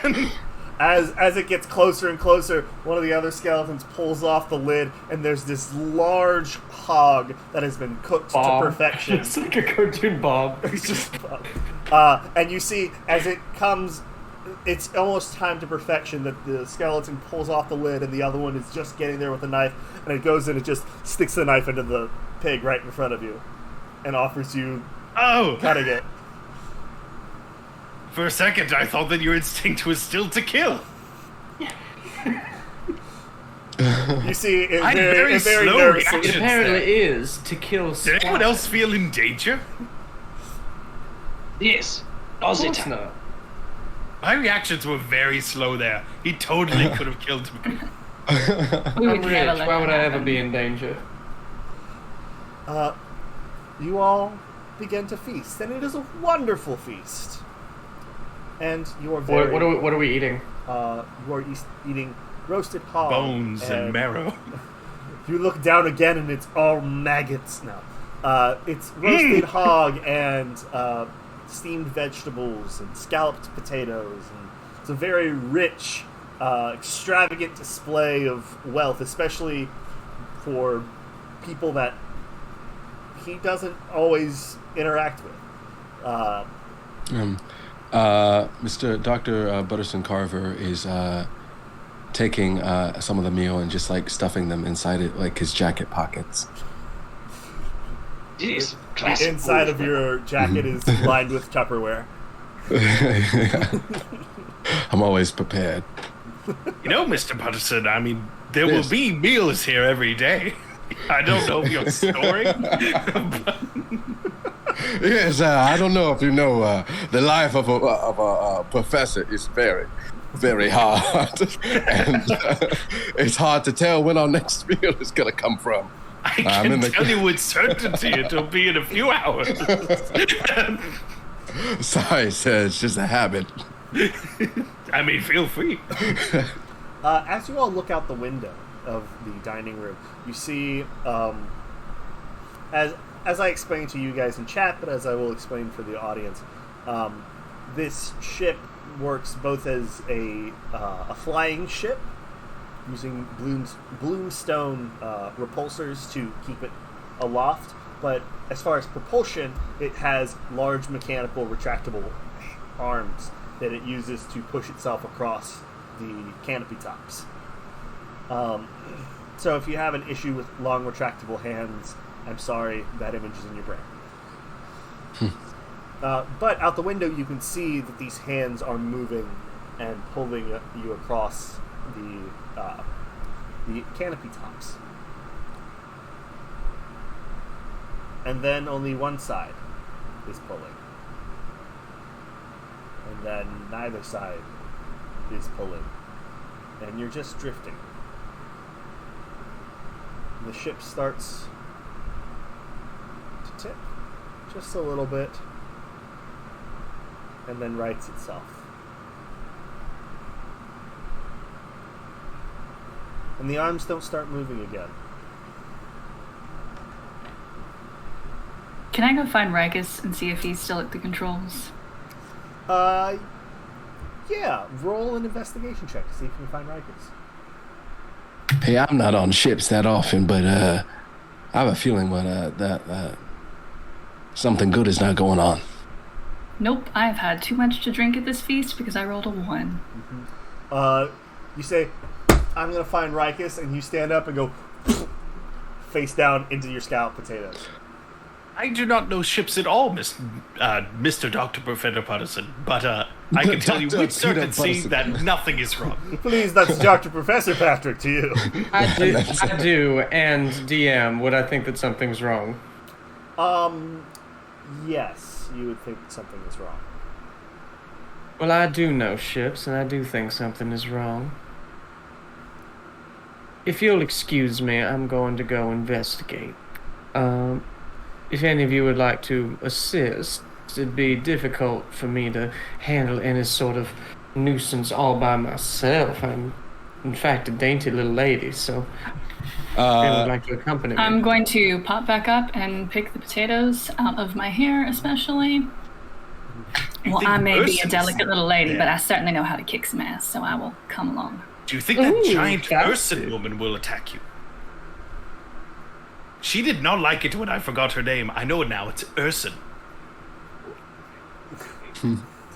A chicken like flies from across the Melanie room. is gonna start to correct him and was like, it'd be a lot funnier if he just messed it up again. All right. Boy, will she be happy when we next meet and I introduce her properly. You all decide to go look for Rikus, yes? Of course. Yes, Yes, if yeah. I know anything else about Rikus, this is the exact thing that I have been waiting for. This happened. Yes, Did he I say don't know that if anyone else anything on happens, this. that we should all go to master stations? Pasta stations? Yes, pasta. No, as in abandoned Stations are ship. over there. Oh well, we can abandon ship. Don't mind if I do. Let's go find Sir Rikus. All right. Come, Yes, bookman. Yes, I don't know anyone else on this boat, so I might as well go with you all. Well, there's that man who made you vomit. Yeah, I don't want to talk to him. As you guys start walking up, you assume that he is in the captain's chambers. So I would like you all. Nonsense. I head to the front ship where one would go, I am king of the world. That's where he'll usually be found. No, he put pants on. He only does that with no pants. We should check the captain's quarters. That's where his pants are. His pants notoriously have the magic MacGuffin to solve all your problems. Roll an investigation check. Just a party investigation check to see if you can find it. Party! Oh, that was way better than it was done.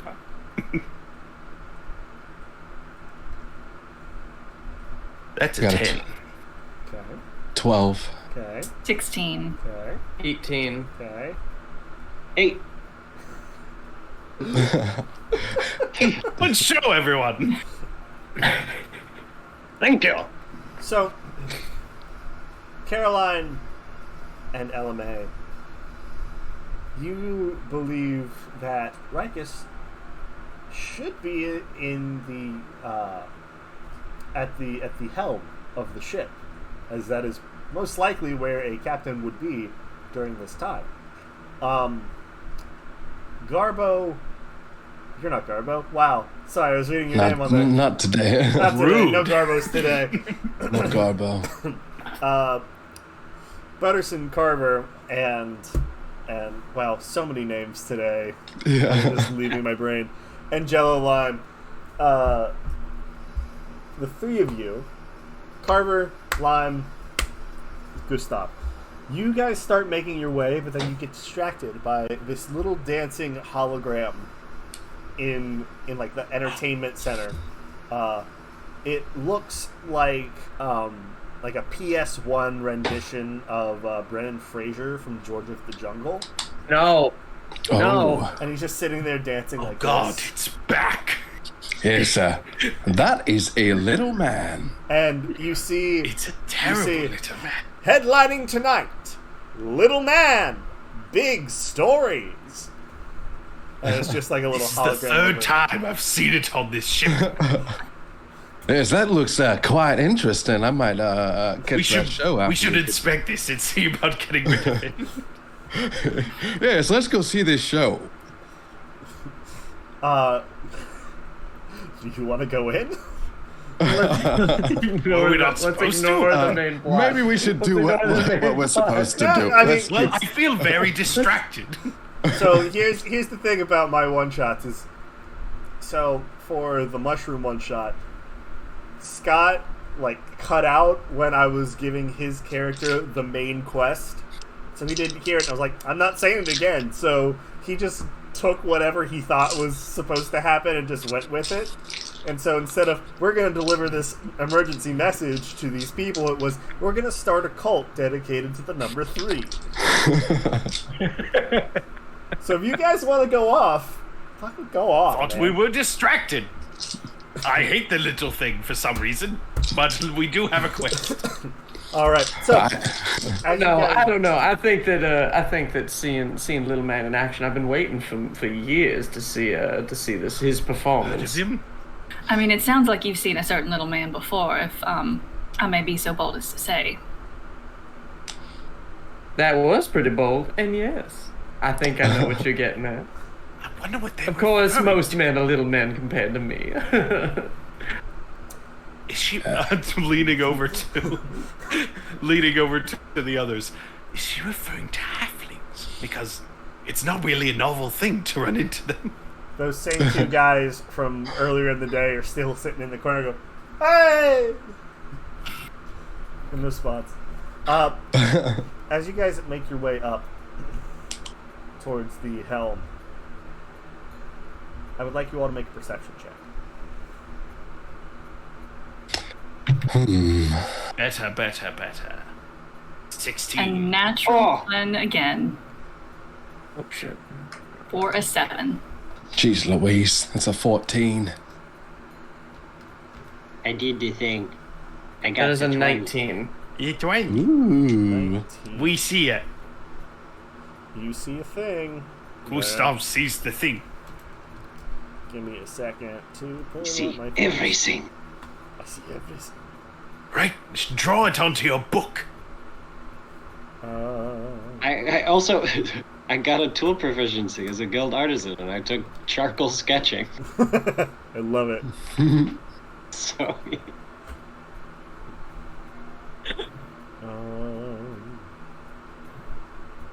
That's fine.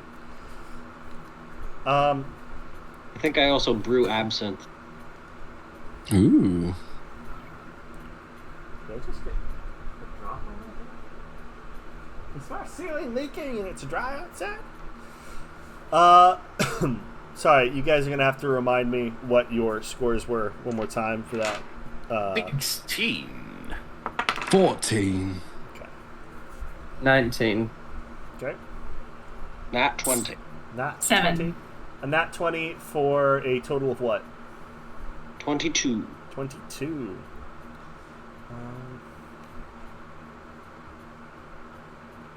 All right.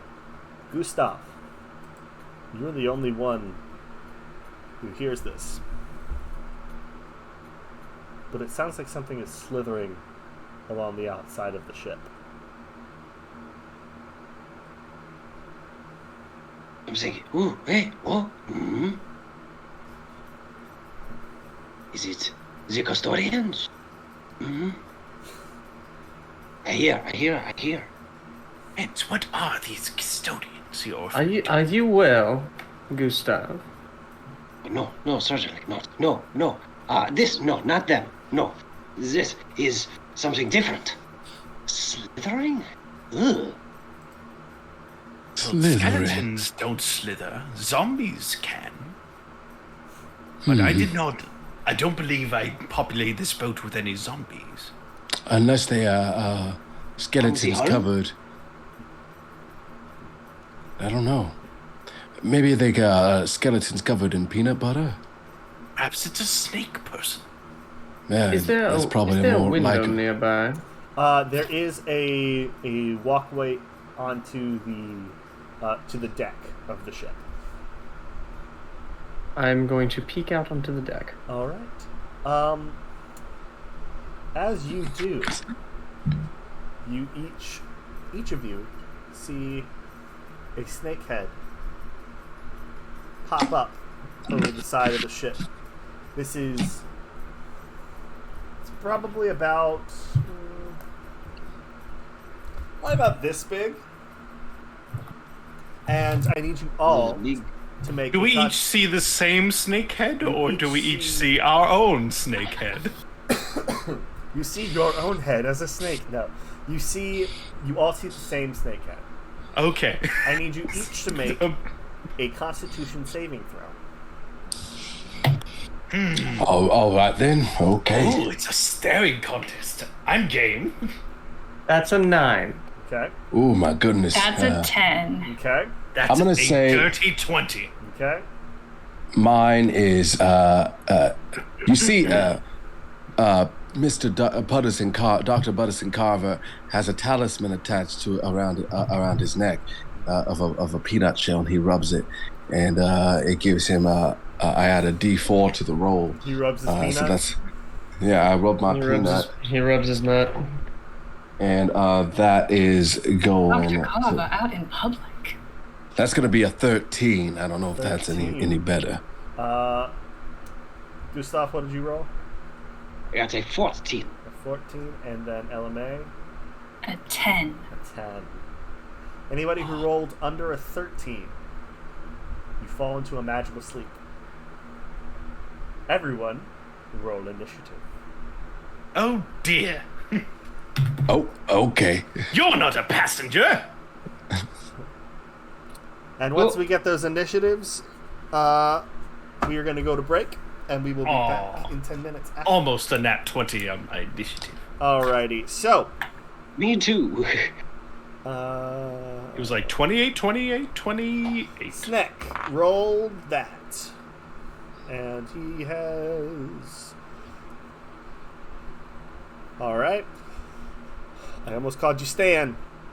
Doc, what's your I got a 10. okay. LMA. An 8. You guys You're are rolling guys are really killing low it. for now. Jello. I rolled an 9. And 9. And 9.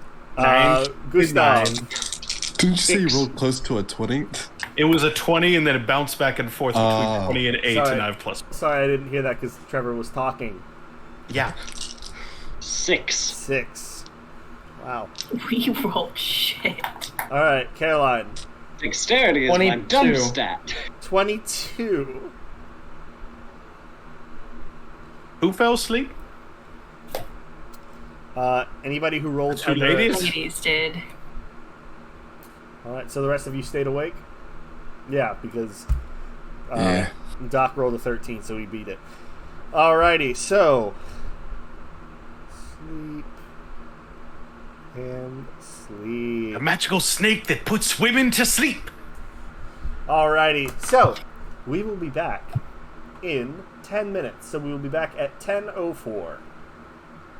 And Hooray! Run. Alright! And we shall all die. And everybody's gonna die fighting this thing. Yep. Intermission. This one.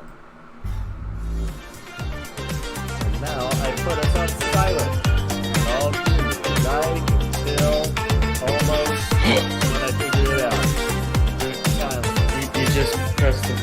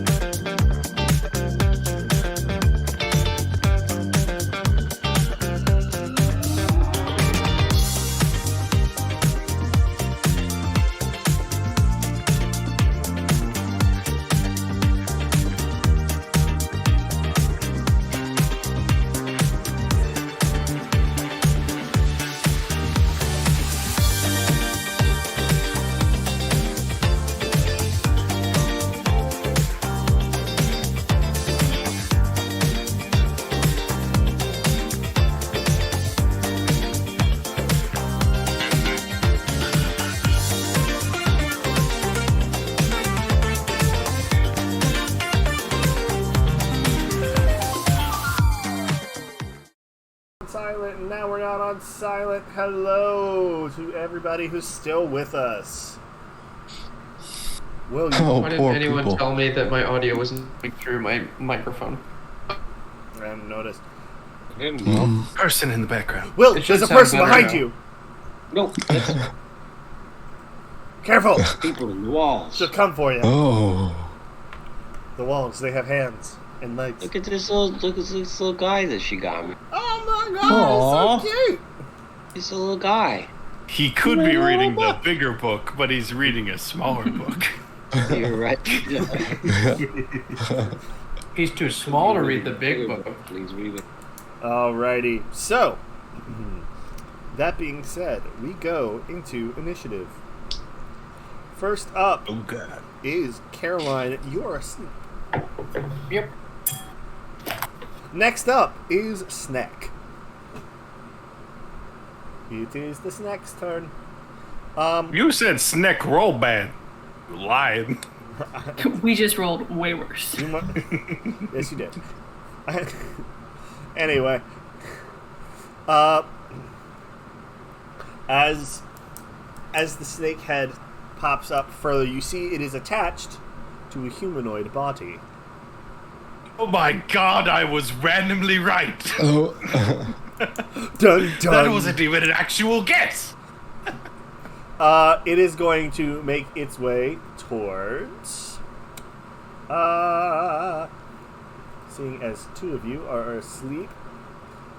Well, I was the one who peeked out first. Yeah, but you are asleep right now, so. So he doesn't. He is. I just mean I'm there. Right. Like, Right, but he is smart. He is not going to wake you up after just putting you to sleep. So he is going to go for Jello. They've been casing the ship. They know that you control a lot of the people. So, Jello! What do you mean it knows that? What the heck is this thing? It's your mother! Alright. You're far too unsnaky to be mother. She is way more serpent-like. that's the entire plot of this, is that his mother wants him to come home. Emma! Junior, I've been trying to reach you for ages. You've been hanging out with that Riker Smith for too long! Shut up, mother! His mother, lemon lime. Alright. It is going to make its way up to you. Father cherry lime. To No, the you. father's lemon lime. The mother's cherry lime. Leonard Lime. Jello climb. That is Yes, going to be. I should have used mage armor. That is going to be a 17 to hit. No, it would be great if I said mage armor. How much does shield boost? 5. Unfortunately, that still beats. Come get me. All right. So, one of those and two of those. What do you do? All right, and then as part of its stuff. Oh boy, it gets to add these two. Wonderful. Good luck, Jello. It's really insta kill me. Of course not. Of course not. TPK. TPK. I am the mighty Jello Lime. Okay, so that's going to be.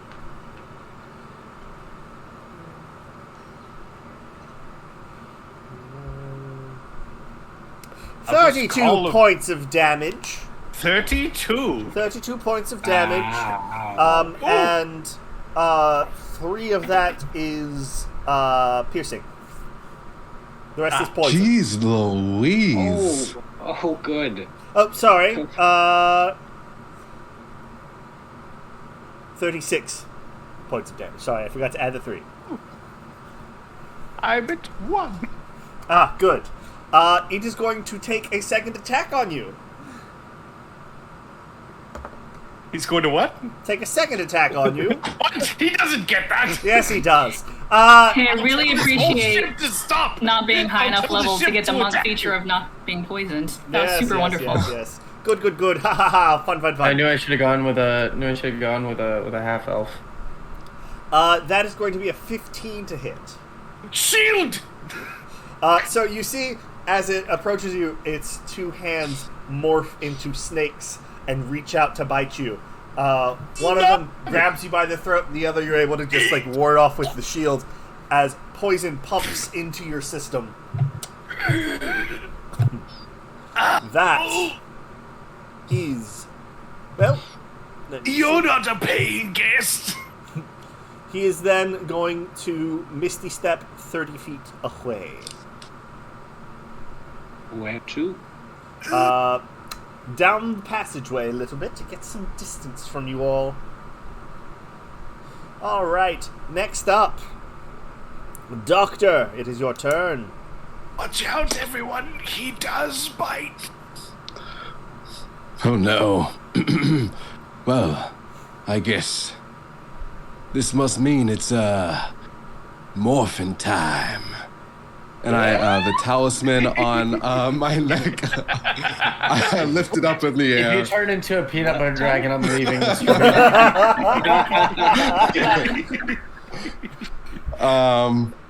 I hold up the talisman, and a shining light from the sky shines down on the talisman, and then Mr. P, he's real. I start to vibrate, and Are you Moon Knight? Is that basically what you are?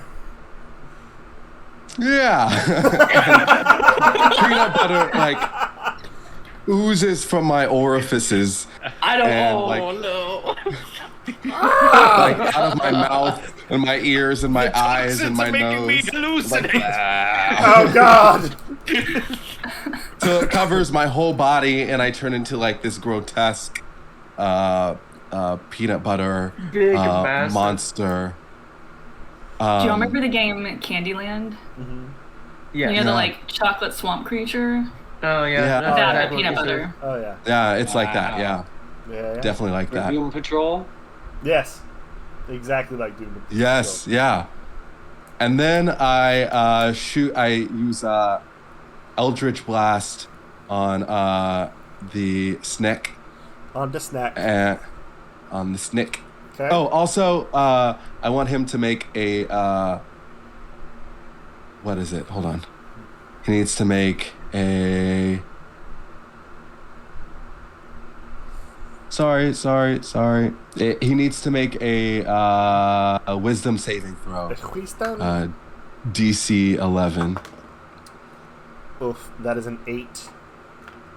All right, he is frightened of me until the end of my next turn. I would be too after seeing that.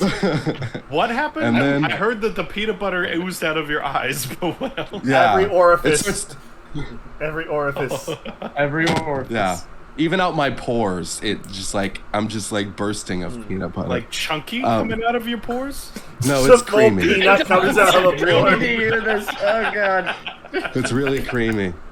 And then Jamie's I like, don't know if that's any better. Jamie's like, I don't ever want to be a part of this stream ever again.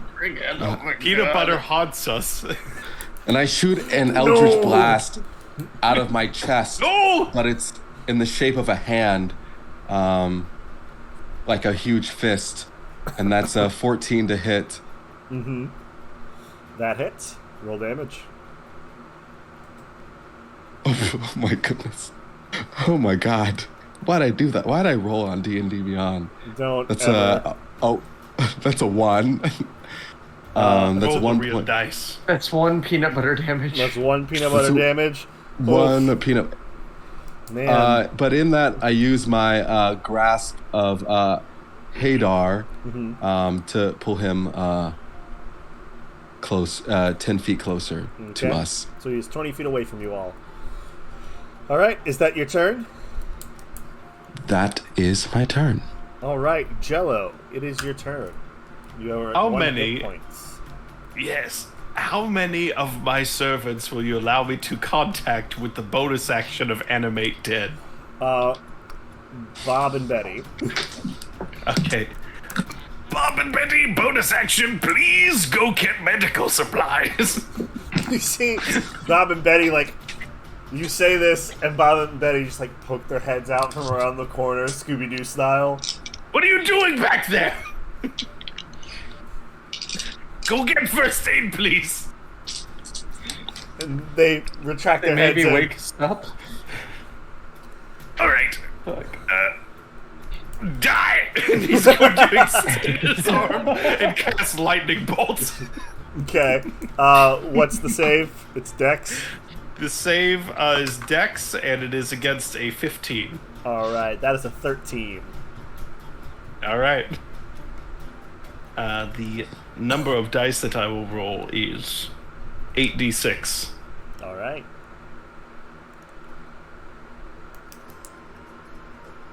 That is 33 damage. Jeez. Alrighty. This hurt. Yeah, how do you like it, bitch? I don't like it very much. Is that what one says to a foe? Get off of this boat! Alrighty. Ow! And he's going to slowly hobble back towards the opening of the boat. Okay. So that he can be right on hand when he collapses from pain. Alright. LMA, you are asleep. Can I roll anything to wake up? I don't believe so. Let me just check. Sleeping target awakens if it takes damage or if someone uses an action to shake or slap it awake. Well, Well, My allies get up. Anyway, Sorry. Gustav, your turn. Okay. So, can you describe this snake person and more specifically their belongings that I can see? I will throw a picture of them in the chat. Cool. If that'll- And what is it that they use to attack? They have tendrily-like arms that end in snake heads. Oh, okay. So it was like You will- some. Yeah, you will see in just a sec.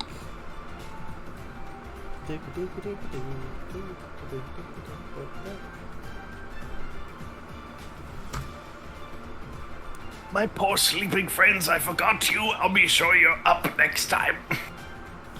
Alrighty. Do you see the gentleman? what a distinguished gentleman. Look at the way he is sitting. Yeah, shot? very distinguished. Alrighty. Oh my goodness. He's so cool. Okay. All right. So, is that necklace that I'm seeing actually there, or? Yes, it's made of like snake skulls and that sort of thing. Where are you Blast. talking about this image? It's in Discord. the one-shot Discord. Are you asking if there's any metal for you to heat? Yes. That's No, he is not wearing any metal. okay. In that case, Can you heat metal the whole ship so that we can wake up and do damage? well, The ship just goes- Well, no. But what I can do is, am I within 5 feet of both Ella and Yeah, the Lady Caroline? yeah. I would like to stamp my foot very hard on the ground and say something in Dwarvish to the effect of, "Wake up, you fuckers!" And cast Thunderclap, which I think does like 1d6 damage in a in the. So just to Thunderclap get is such a fun cantrip. yeah, Is you're gonna take a Jello little bit of still in damage, range? but you're fine. I hope I am.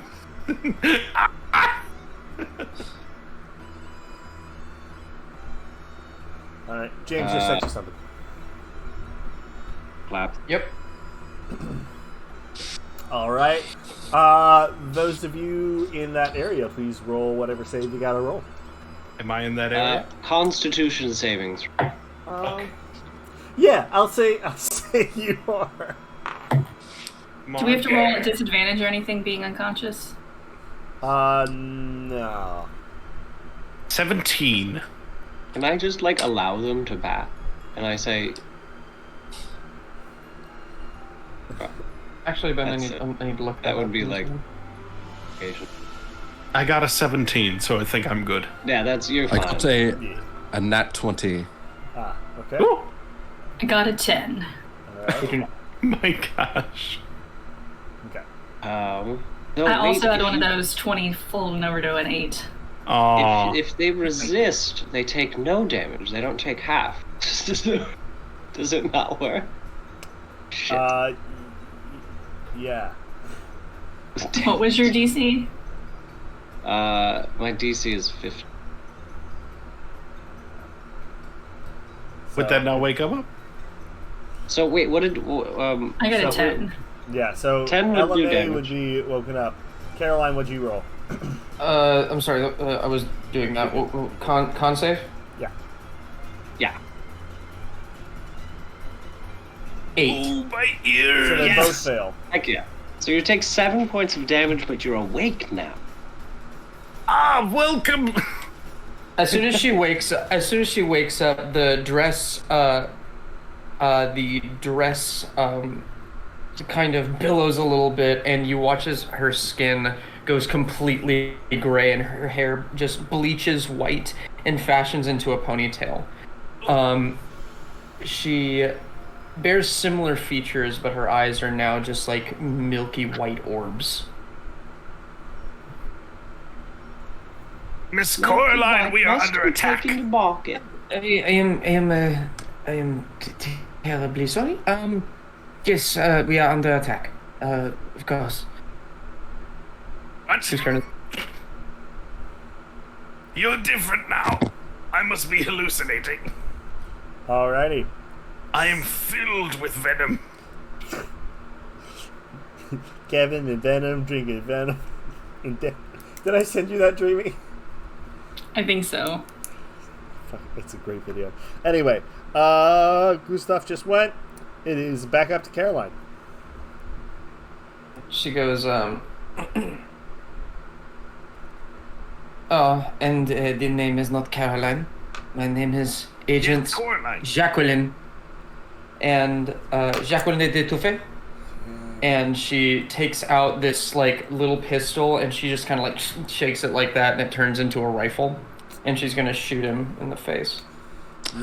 Yep. Roll to hit. In the Actually, face. she's gonna use a bonus action to kind of slip behind the door Okay. and steady her aim. So she's gonna get advantage on it. Okay.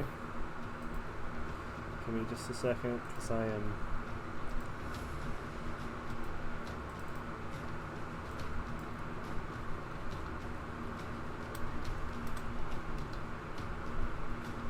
That is an 18 to hit.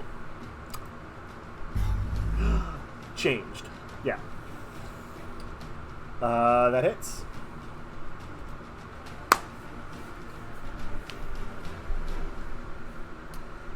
James, your name is Okay. now Jacqueline blah blah blah.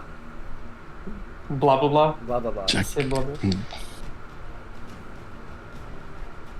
All right, and then. Okay, so it's sneak attack. That's 13, and then 9 piercing damage from the gun. From the gun, so 13 and 9. Yeah, so 22. Cool. 22 piercing damage.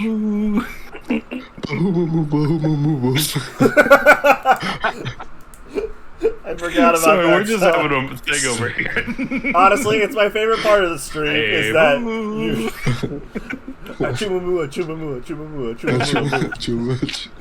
My favorite part is that you guys just kind of go off and do your own thing. Yeah. Just thinking, like, so much, like, comedic gold you wouldn't, like, expect from a Christian, Christian programming. Mm-hmm. Well, hot take, it's Because it's actually not- like some of the best stuff for Is that its genre. VeggieTales? Yeah. No, it is, yeah. I was just- VeggieTales. yeah, is that's like- what Man, I the creator of VeggieTales has been fighting like right-wing Christian nationalists on Twitter all week, and it's the best. Saw Yeah, that. I love It's that. real For funny. him. Glad to hear that because I won't get into it, but having rewatched some recently, they actually still hold up and are good stuff. Yeah. He made some pretty strange comments of, implying that our two main characters, Larry and were they're not vegetables. their fruits. Someone was like, next thing you say, they're going to be trans vegetables who identify as fruit. And he was like, well, scientifically, cucumbers and tomatoes are fruit. I don't know. Yep. Anyway, it is now Snake Man's turn. Leave me alone. He looks at Jacqueline with a hint of recognition, and you see he sprints at you, Jacqueline. He is going to. You see, as he approaches you, his hand starts to crackle with necrotic energy, and shadows seem to wreathe these tendrils as the snake head hand goes for your throat. He is going to cast a vampiric touch. Is that an attack roll? That is an attack roll. All right, I am going to use one phase point, Okay. and I am going to impose disadvantage. Okay. I'm gonna ghost butterfly. Ghost Gutterfly. Got it. Give me a second, because I'm supposed to have... There we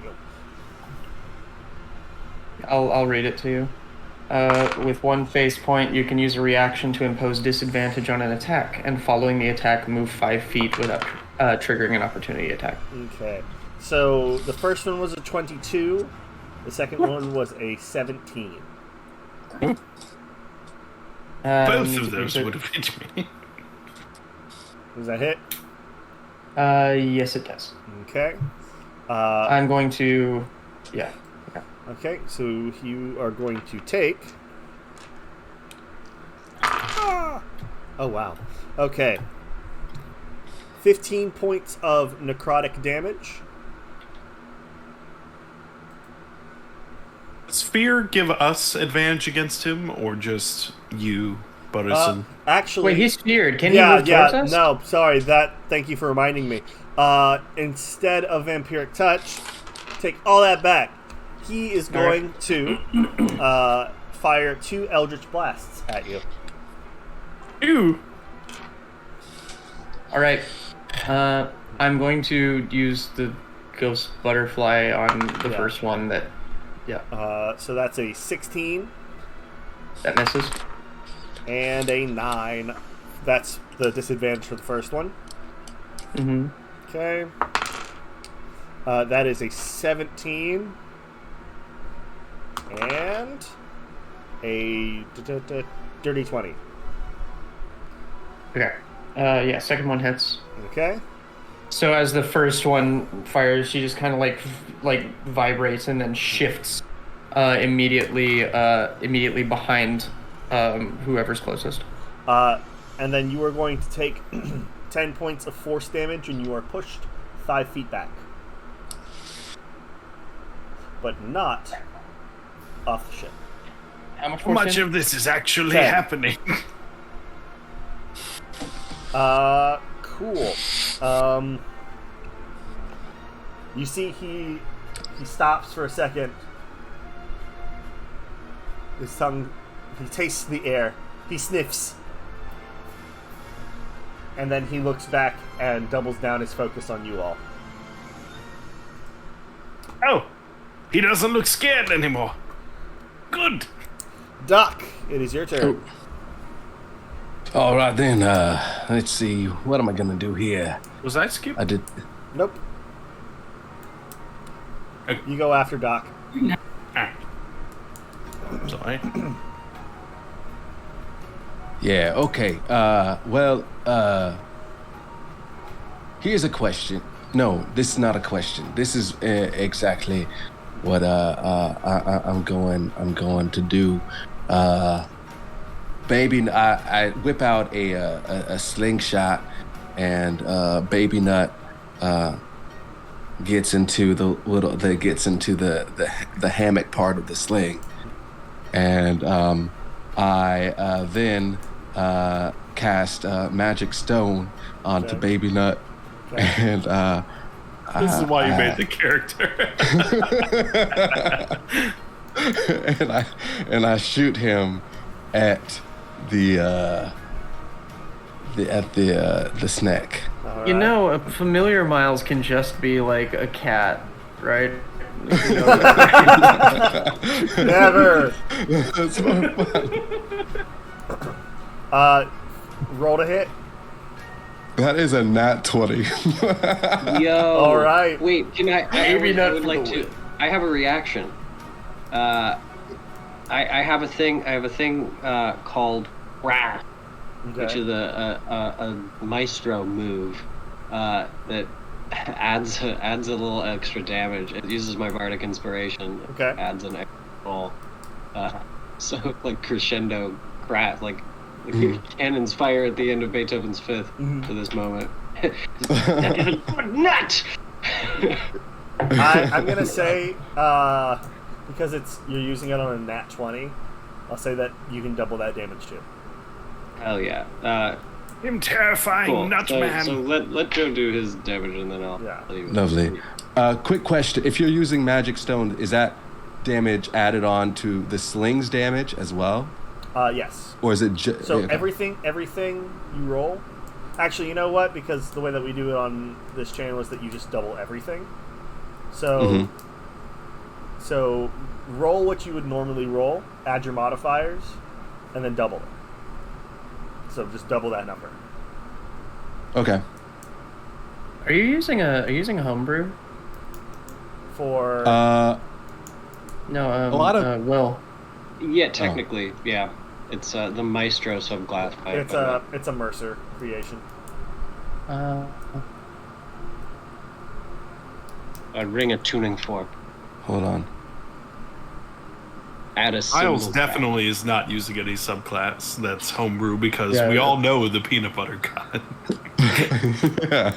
Yeah, the That's classic That's 22 points of damage 22. of Because I was peanut working butter on damage. All I was right. working on a bard kind of like that. And then, Will, what are you adding to it? So he needs to make a strength saving throw, DC 15. And then normally it would be half of my bardic inspiration die, but I guess it can just be the full thing because it's a crit. You're going to be able to double that again because he just rolled a natural 1. Oh my god. Oh, so he's not wow. prone. Well, roll. Damn. See how much damage you roll because he's. I rolled a rough. 6 on the die. Okay. Should I it's a So D8. 12? I rolled it once. Yeah. How do you want to do this? That's I think there's like a full like symphonic like I ring the tuning fork and like literally the end of Beethoven's Fifth like crashes as this as Baby Nut crashes in it, like right between the eyes. So Baby like, Nut crashes right flattens him. through the front of his head, breaking through the skull, and his head explodes in this. Da-da! And Baby Nut is standing there. Ah! And somewhere on this ship, Holy shit! somewhere on this ship, little man is like, someone just stole my gig. So, Poor Jello Lime. yeah. The things he has seen. All right, Oh my god! congratulations, combat is over. Did we win? The What happened? snake man is exploded. You guys, as combat ends, the ship starts to tilt, and it seems to droop, and is going down slowly, like it's making a landing, but not intentionally. You make your way back up to the cockpit, and you see that Rikus is nowhere to be found. But No! there is a note.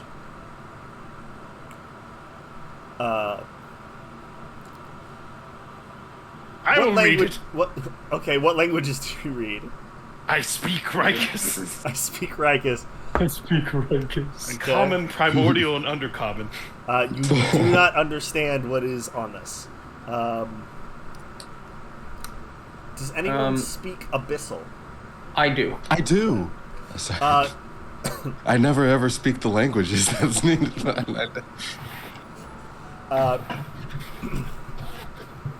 Basically, it is holding Rikus ransom.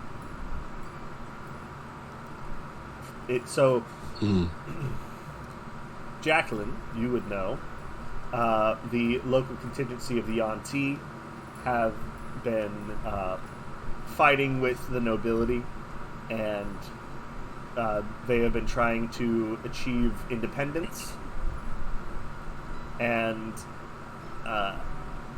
instead of trying to go through peaceful means, as the nobility has been trying to establish, this contingency has been wanting to do things by force. And so Rikus has been kidnapped. The glass is shattered inside of the helm, and he is nowhere to be seen. Basically, they want you to provide one, they want 10,000 pieces of gold. Two, they want complete independence for their kind.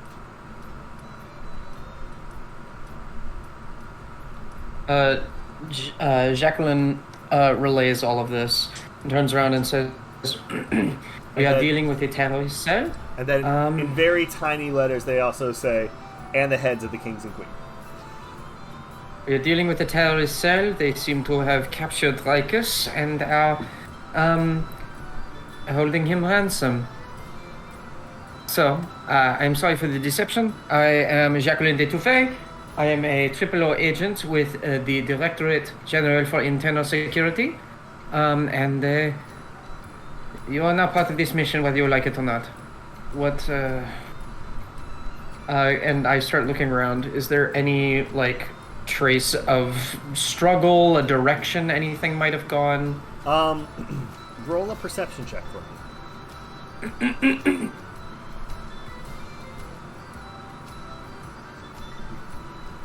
23. 23. Yeah. Rikus is a big boy, and from what you know of him, he has the potential to get bigger.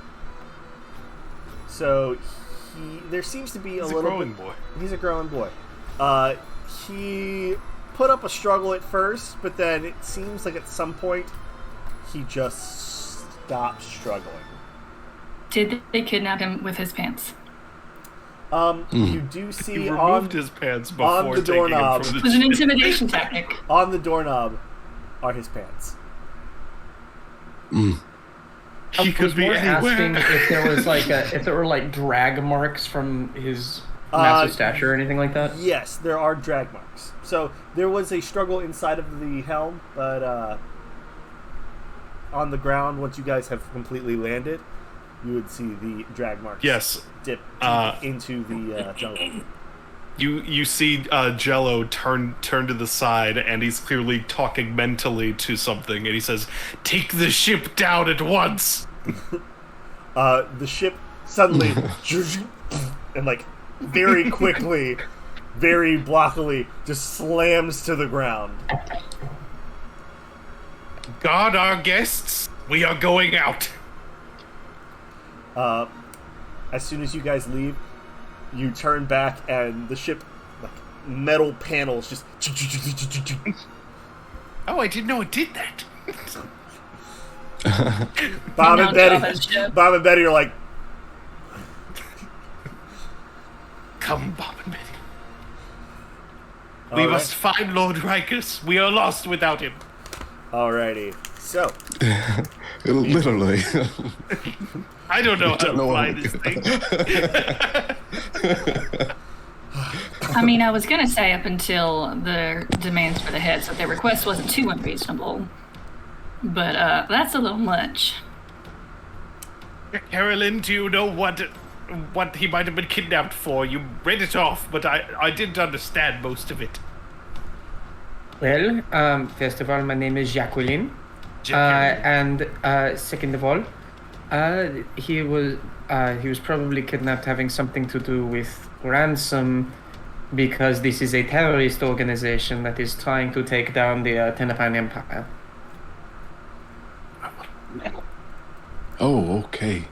I didn't get any of that. I was just lost in your eyes. You did a big switch there where you totally turned into a different person, and you got me quite flushed. It was Anyone have any healing supplies? Oh, yes, I do. She just looks blankly at you. Bill and Betty, please continue to go get those medical supplies before we head out. Bob looks at Betty, and Betty looks at Bob. Bob just falls apart, and another skeleton pops up. It's like, ah, yes, Bill, welcome. Will you, whatever, go find me medical supplies. You can tell the skull that is on the ground. Bob's skull that's on the ground is a little disappointed. I don't recall calling you Bob. Maybe I did. I'm sorry. Anyway, go get me supplies. Just throw the skull. Go get it. Alright, so everyone please make a survival check to see if you can follow these tracks. We can survive without Rikus. You can survive without Sir Rikus, your lord and savior. 13. 17. That is a 4. I'm going to say that I'm just hiding behind the party and jumping between trees and letting them do the work. Okay, okay. 15. Okay. Who rolled highest? Sorry. I'm zoned for a second. I rolled a 17. I don't know if that... Cool. We'll go with that. Yeah.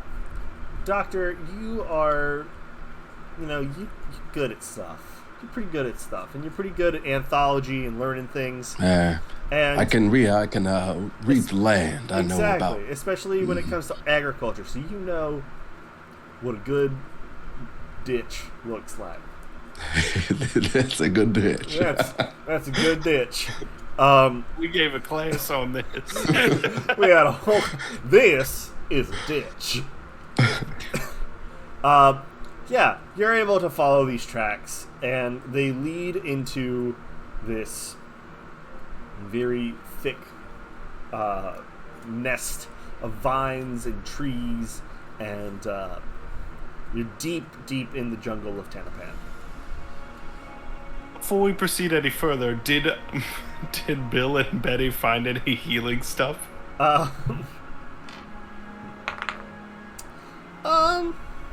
Yeah. Bill comes back and he has a lesser potion of healing. Wow, our safety measures were not up to code. And then Betty comes back and she has a single band-aid. Oh, perfect. It's a Paw Patrol Band-Aid. It is in fact a Paw Patrol band-aid. Right there. Ooh, that's better. Can anyone kiss it? This is a real question. Baby Nut? Yeah, Baby Nut hops over and... I was going to say Bill comes up and just puts his face against it. Oh! Not you! Thank you, Baby Nut. Oh, Elway will lean over and give it a little kiss. Thank you. Oh, Makes it all better. Oh, that's cute. That's real cute. I will drink the healing potion and cast Mage Armor. Alrighty. Alright, so... how much is that healing? I think that's 2d4 plus 4.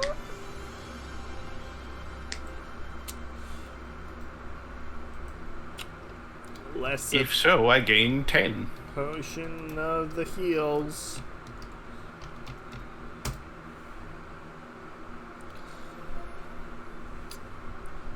No, I don't want Terraria Wiki. I want D&D.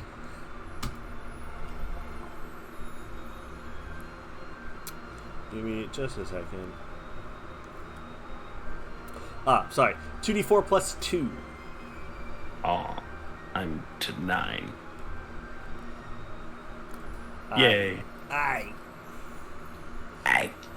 Alright, so we have an hour and 12 minutes. So. To find Lord Rikus. An hour and 12 minutes to find Lord Rikus. It's my new single coming out next week.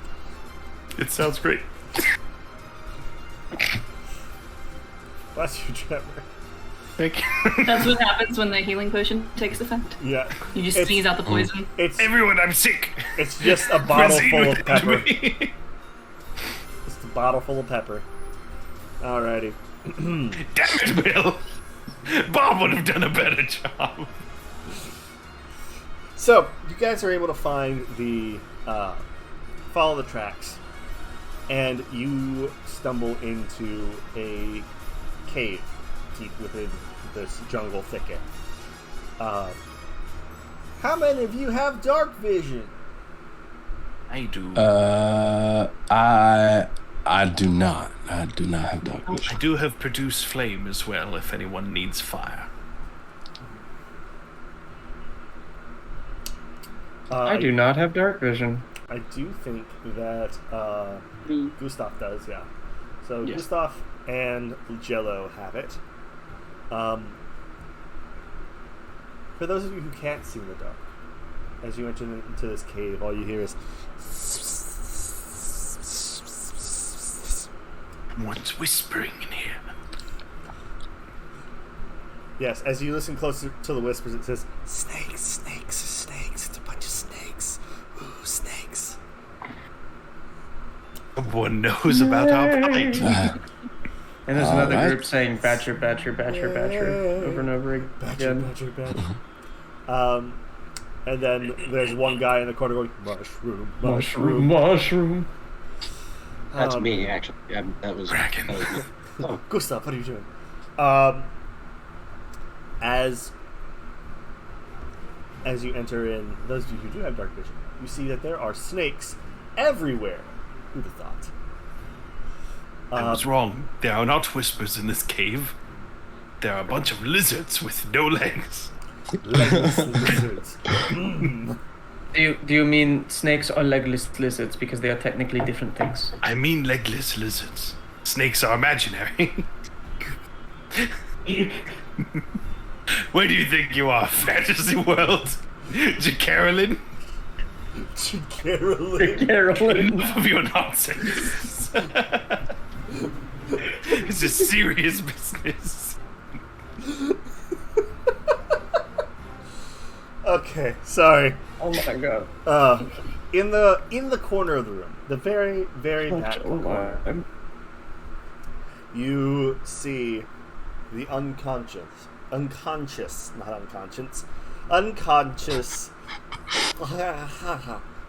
words are hard today, Lord Rikus Vitek. He is currently being held up by various vines and stakes to the wall.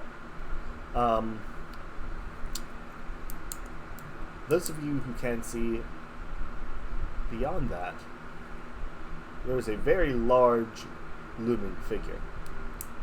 And on his lap sits a very large egg. You can hear. All right then. You hear. Who enters into our cave? Have a more proper response before I just answer him. I don't know what to say. I can't even see anything. Gustav, you're good with words. Who are we? But do I speak for the group? Of course. You're a wordsmith. We are the crusaders of good times and the spirit, the lost anarchy. Time is no material to we of the Scarlet Force. Does that answer your question? Not at all. That was perfect. I had no idea what you said. I thought that was pretty good myself. It's actually quite beautiful. While it was very poetic, I will give you all one more chance. Who are you? I ask the questions here. But I just did. Do I know who this might be? You Anything about this person? roll a history check. Maybe receive a dossier. The peanut butter god's avatar. It is Mr. P. It is Mr. P. I titty the pool. That's to 15. 15. You have heard that the Yanti have been gathering around somebody known as the Father of Serpents. But as far as Intel has been able to tell you, he's a giant of some sort, but you don't know of what descent.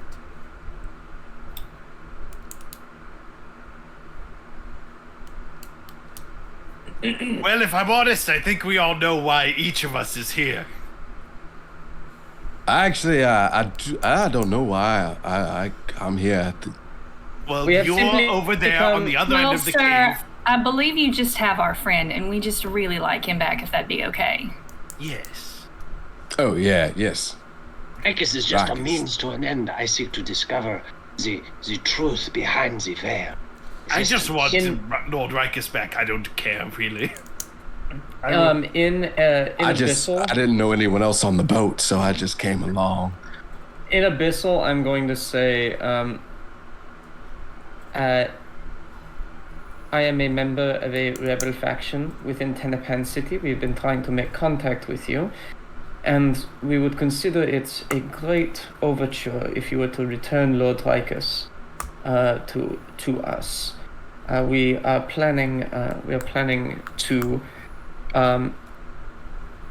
to instigate chaos within the city by killing him ourselves within the town square.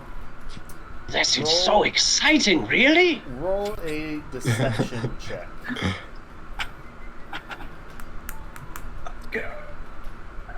I'm furiously scratching this into 19. 19. into the margins of the complete Let me works see of what he Rattlesnake. rolls. Let me see what he rolls. Oh, Ricus, you poor stupid bastard. There's probably no way. How dare you talk about Lord Ricus like that? She just pulls out a gun and points it to your head while she speaks. Yes, the entry. It would be better if you were in love. Are you in love? Yes? I can appreciate. He responds in Abyssal, so,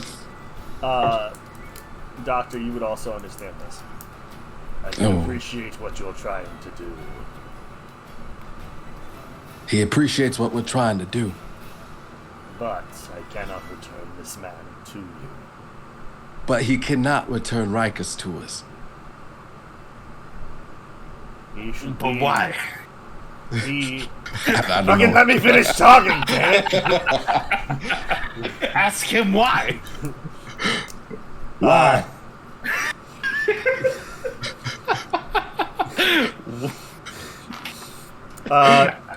Jello, what's your AC? That's a good question. Oh, I didn't think about that. Jello, what's your AC?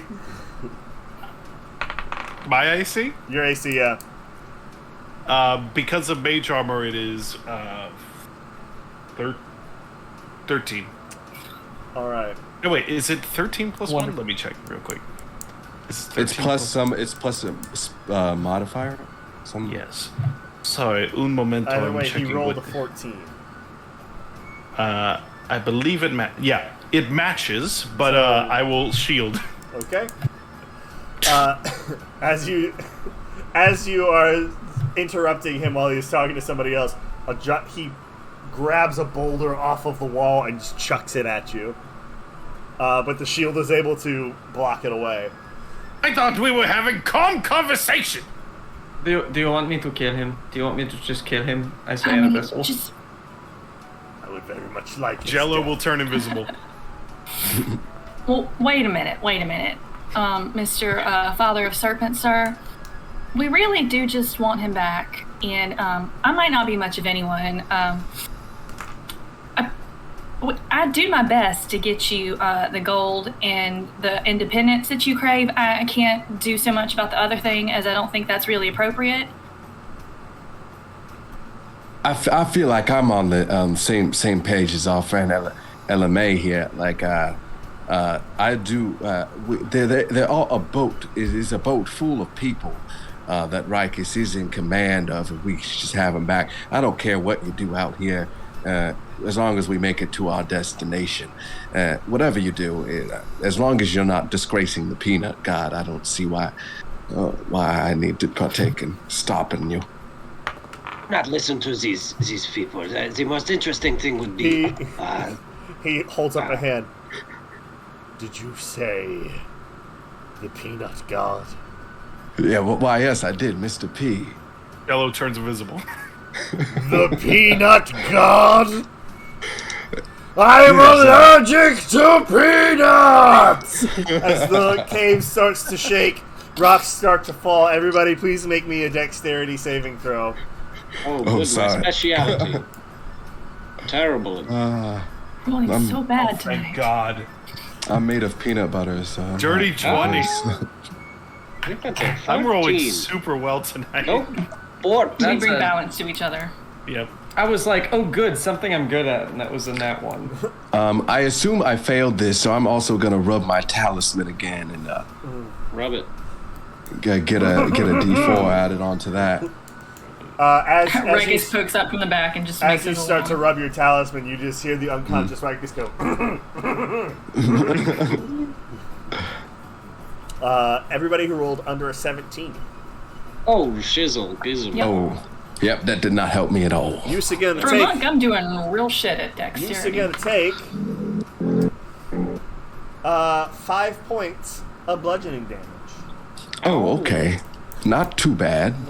And I take 10, I assume. Yeah, because you rolled the nat 1. Yeah. Yeah.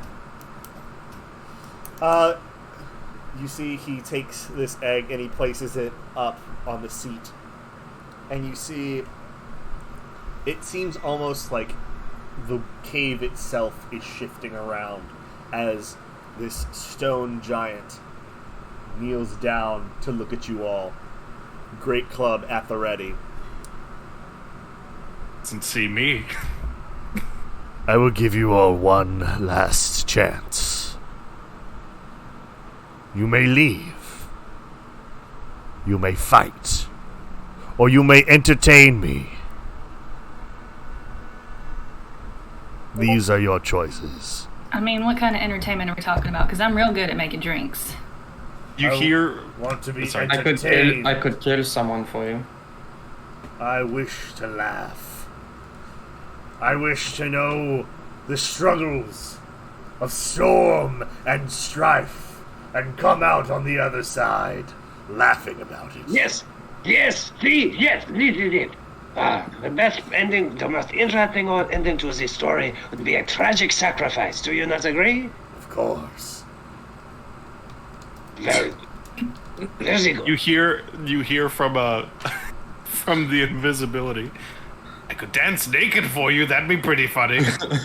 Ella's gonna start taking things out of her bag, and it's like a cocktail set. I just point my gun towards the invisibility. I'm just like, dance, baby, not. And he does a little tap. Wait, are you pointing it at me? Cool. No, I'm not. I'm pointing it at empty air. I don't know what you're talking about. Okay, how do I want to go about this?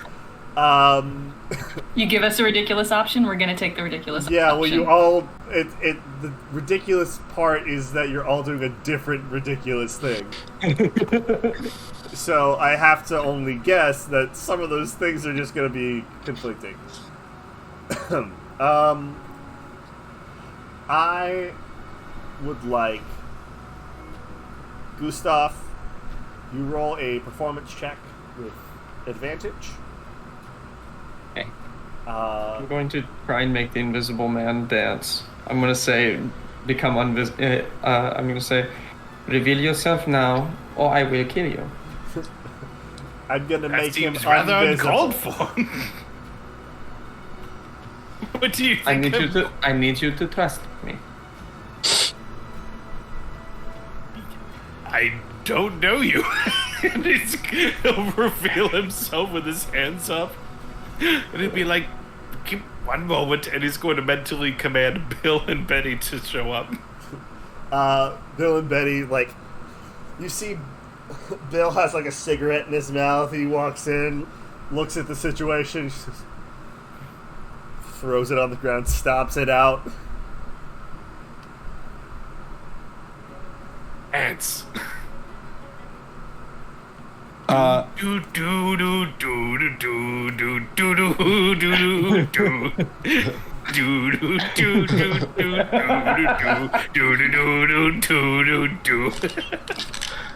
Yes, keep doing that, and then I start shooting at his feet to make him dance. And mine?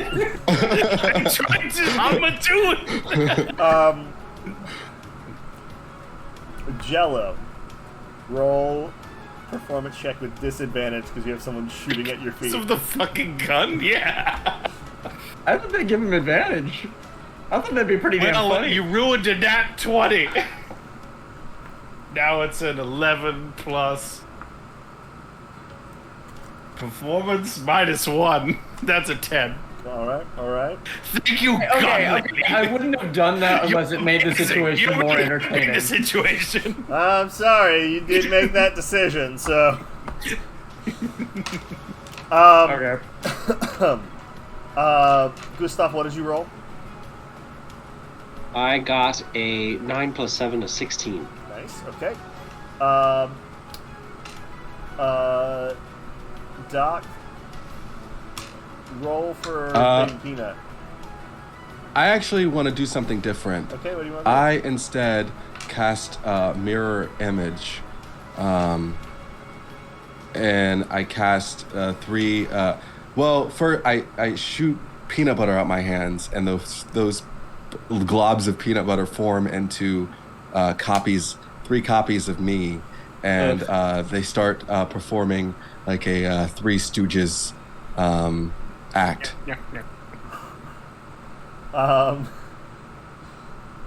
But he's allergic to peanuts. He's allergic to peanuts. Yeah. So, Oh yeah. so you're This gonna have to ranges me immensely. roll that with disadvantage, my friend. Roll for EpiPen.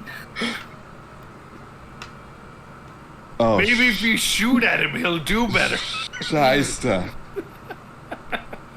That was a 4. 4. He's a little overwhelmed by the amount of things that are happening right now. And, Jello, you say, maybe we should shoot at him. And you hear a voice from the back of the cave go, yes, I think that would be a very good idea. Nor? And you hear, as this beam of light shoots into the room right through this giant's chest. It is going to do 10,000 damage.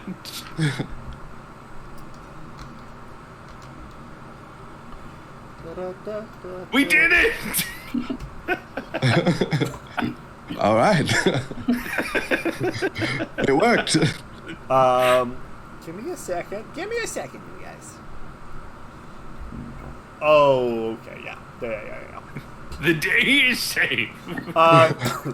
This man, or this giant, as he's standing, there's this massive hole in his chest, and you see he then Thanos snap fades away. As, I was gonna turn him into a skeleton. Nah, this thing full on disintegrated him. Waste. As you turn around, you see Ozin and Nor. Uh-oh.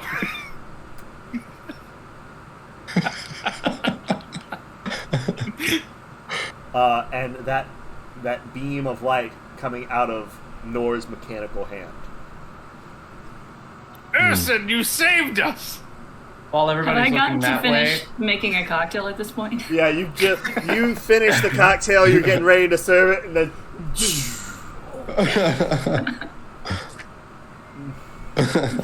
Not gonna dump it out. No, boy. It's made with love. while everybody's looking that way, I'm gonna start moving towards the egg. okay. Roll a stealth check with advantage, Sneakily. and everybody else roll a perception check. Urson, you saved us! Oh, Oof. Bad. that 7. is 13. A 18. 9. Okay. I 28. rolled probably the best tonight that I will in years to come. All right, a 28. Is that what you said, James? Yeah. Okay. You disappear. You make your way over to the egg, and you grab this thing. It is probably a good 3 feet tall. But you're able to pick it up and move it around. Ozen looks at you all and says, "Alright, back against the wall. All of you." I'm gonna hold out the Treachery. cocktail to her. She looks at you. Roll a persuasion check. She's gonna roll an insight check. Dirty 20. Dirty 20. Are you playing on anything with this, or are you just giving her the cocktail? No, it's a blackberry tequila smash. It's lovely. It's purple. It's got a little blackberry and a little lime wedge on top. Yeah, she takes it and she just quickly downs it and throws the cup back towards you. That was nice. See, we're all friends here. Yes. How are we looking on the egg? I don't know. He had an egg? Speaking to me. Yes. Well, quite well, I actually think. And she starts moving. And as they walk past the rest of you, they become a little shorter, with completely dark black leathers.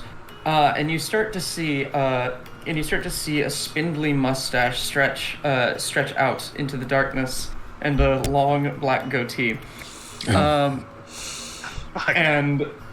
And she and they turn around and just go, "Well, it seems like you all have been used as pawns by the world's famous rogue Slippery John. Thank you very much for your assistance." God. You didn't. No. What do you mean used? What happened? I'm here for Lord Rikis. Wow, I find that Perhaps very we all attractive. can get I'm what we sorry want. I'm sorry that my plan was too complicated for your feeble minds. How am I supposed to fit in this name with the other two that I've worked hard to fit together? God, I'm not changing your name in it again, James. You have to. You have to, or you're fired. Kara Jonalyn. God. Harry Jonalyn. I'm gonna use that name. That's a good name. Harry Jonalyn. Kara Jonalyn. So, can we take Lord Rikis? Hold Oh, on. sure, I don't give a fuck what happens to him. Okay, great. I just want the egg. And Jello's gonna walk over to Lord Rikis and Oh. start, cutting him free. So what exactly does this egg do? Give me a second. No, well, it only allows, Some bullshit because James is making me do this because he's a piece of shit. All right, close enough. There's your name. Your name is now Carrigajonalyn. Well, I believe that if I'm correct, it allows us to control all of the Yuan-Ti in the multiverse. So, What? Why? I'm sorry. so we can create an empire of evil. Of course. No, not why would you want that? Why does the egg do that? No, and I don't care. John, if you wouldn't mind, I will carry the egg. Were you cheating at the game? Because I'd love to know how. Were you talking to the rats? Can I insight check my friend? Because this is about me. Go ahead. 15. 15. This is not a request. This is a demand. I say, I look around. I see a rock, a large rock, and I am going to say, no, and I'm going to use a phase point to Jaguar Shift, and I'm going to disappear. And Where's a gun? I need to relocate. shoot at her. This'll help. And relocate 30 feet towards that rock and hide behind it. Okay. As a bonus action, I do the hiding. Yes. Roll a stealth check.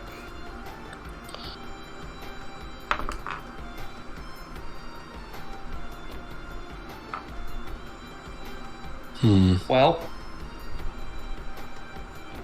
that was a nat 1 for 12. You all see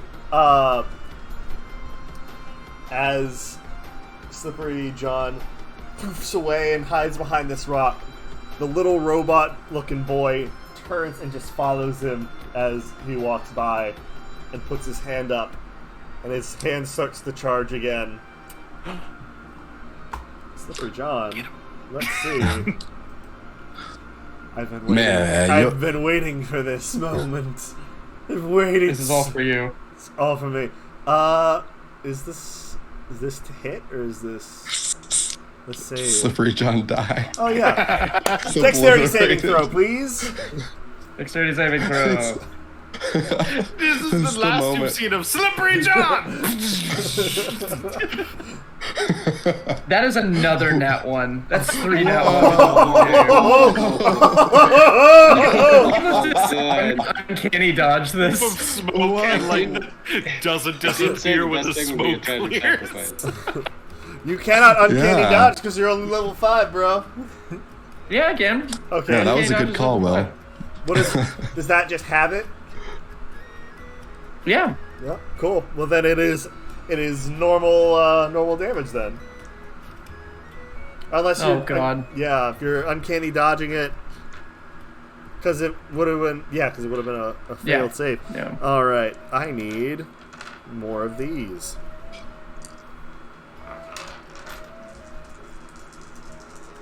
Oh, are we hoping for this John character talking to the other three? Are we hoping for this John character to live or to die? I'm very I confused. don't really know. actually. It was- I mean, I'm pretty neutral about the whole Edge of situation. my seat. Yeah. Thrilled. I was more impressed Aim for the gun hands. when they were female presenting, but it's very disappointing. All right, that is that's going right, to he be paid you. 70 points of force damage. As this is a disintegrate spell. He is disintegrated. Oh my god. That's more than half of my health. That's more than double my health. Ooh! The egg flies up, and Ozzy just catches it.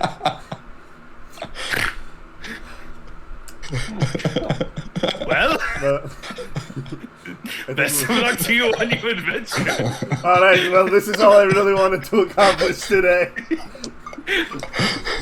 That was sick. Did you know you were gonna kill? No. I didn't know until about just 2 minutes ago. This isn't the last you've seen of Slippery Can I ask you a question, Urson? And we have Who we have, was that and who are you? It doesn't matter. I'm very intrigued. don't What ask, was any of this? don't ask Does it questions. concern us? No, it does not concern you. Do not ask questions. Okay. So can we Richard, you will take have to focus Ruckus in. and go? Yeah, or... I don't give a fuck about Ruckus. Yes. We're gonna go. Perhaps this lady love should save him. He often fantasizes about that. Sure, if that's what you feel needs to happen. Bye. And Bye. they walk out of the cave. Do not follow us. You don't seem like you're going to. Well, are you headed back to the ship because we're Stop headed that talking way? to, stop talking to me, please. I don't want to follow you. With the loud disintegration beam, Ruckus wakes up and sees just all this commotion. And he says, "Ah! I've done it again! Lord Rankus, you've done it again. I've succeeded in my quest for glory! Do you know what happened? I don't care. I did it, and the ne'er-do-wells have been dealt with. I know Well, that in my sleep I have done a justice in the world. The brave, and he's eyeing Ella May like with questioning eyes. The brave Ella May saved you? Did No. She will she? give him a little kiss on the cheek. Ah! She saved you. Ah, good. You know, this is one of the stupidest adventures you've ever brought me on. What? Okay. Also, Caroline is dead. Oh no! Ah, Oh Yeah. man. my majesty and sexual prowess must have destroyed her. No, it was a. We'll It was a laser beam. Yes, that's what I got it as well. I'm dynamiting Yes, my well, laser beam. Come, Lord Rikus, let's go back to the ship. All right, can someone get me down? These snakes are getting very tight around my body. Can we take the snakes? I don't care. Just get Let's them off take of the me. snakes. All right. I'll use the knock spell to free him. Wow, this was something. Well, what a glorious day of adventuring we've had today. Yes. It smells like 3 people died. wow. It smells like burnt ash or bodily fluids or something in here. What? Yeah. Yeah. General, you really have to take a bath. I tell you this. I want to. I'm very badly poisoned. All right. Well, I think we should all head home, and we can sing songs about my brave feats today for the rest of the Bravely ride. brave, Sarakis. Yes. Yes, right, okay. All right. Yeah. I guess this is how this is ending.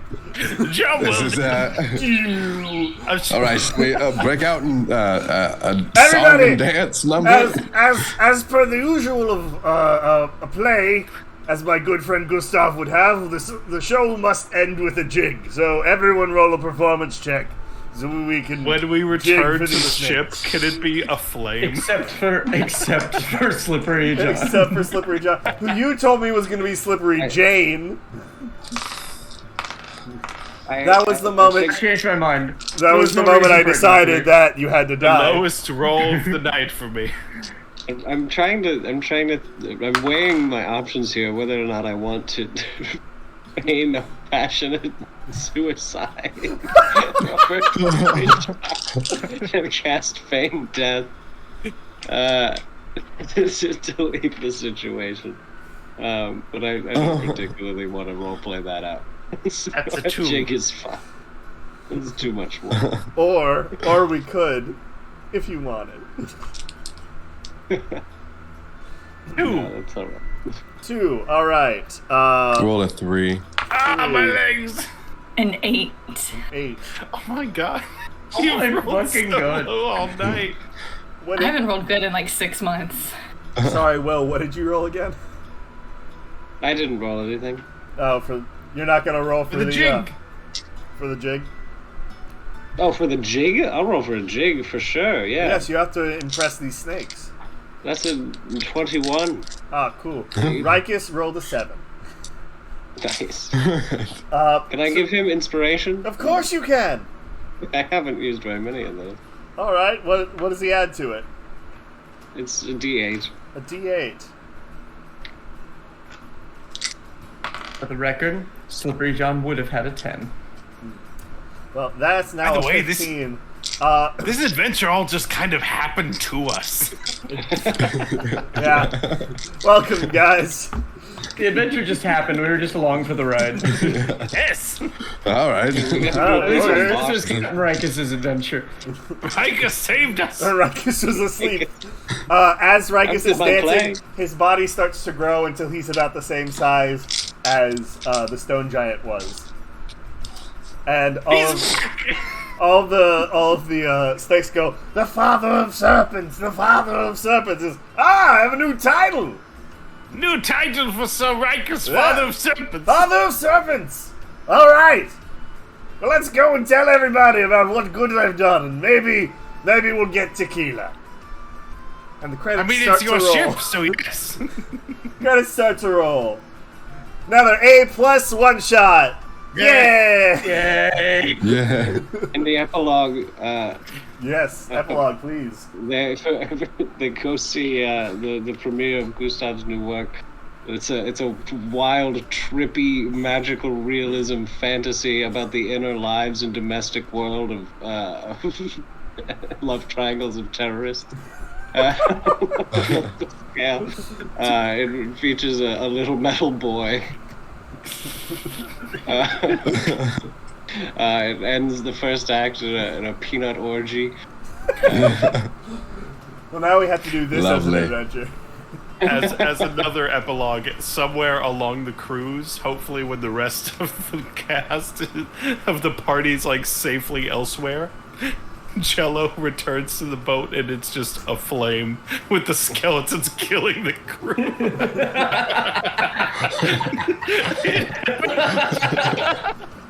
I knew I couldn't have that many at once. No, well, no. You come back and you find the ship completely aflame, falling apart, and No! as people are dying left and right, Rikus goes, I didn't know you had this many friends. I totally lost track. Wow. Well, I guess Bill and Betty, save the alcohol. the two skeletons are just running with the alcohol.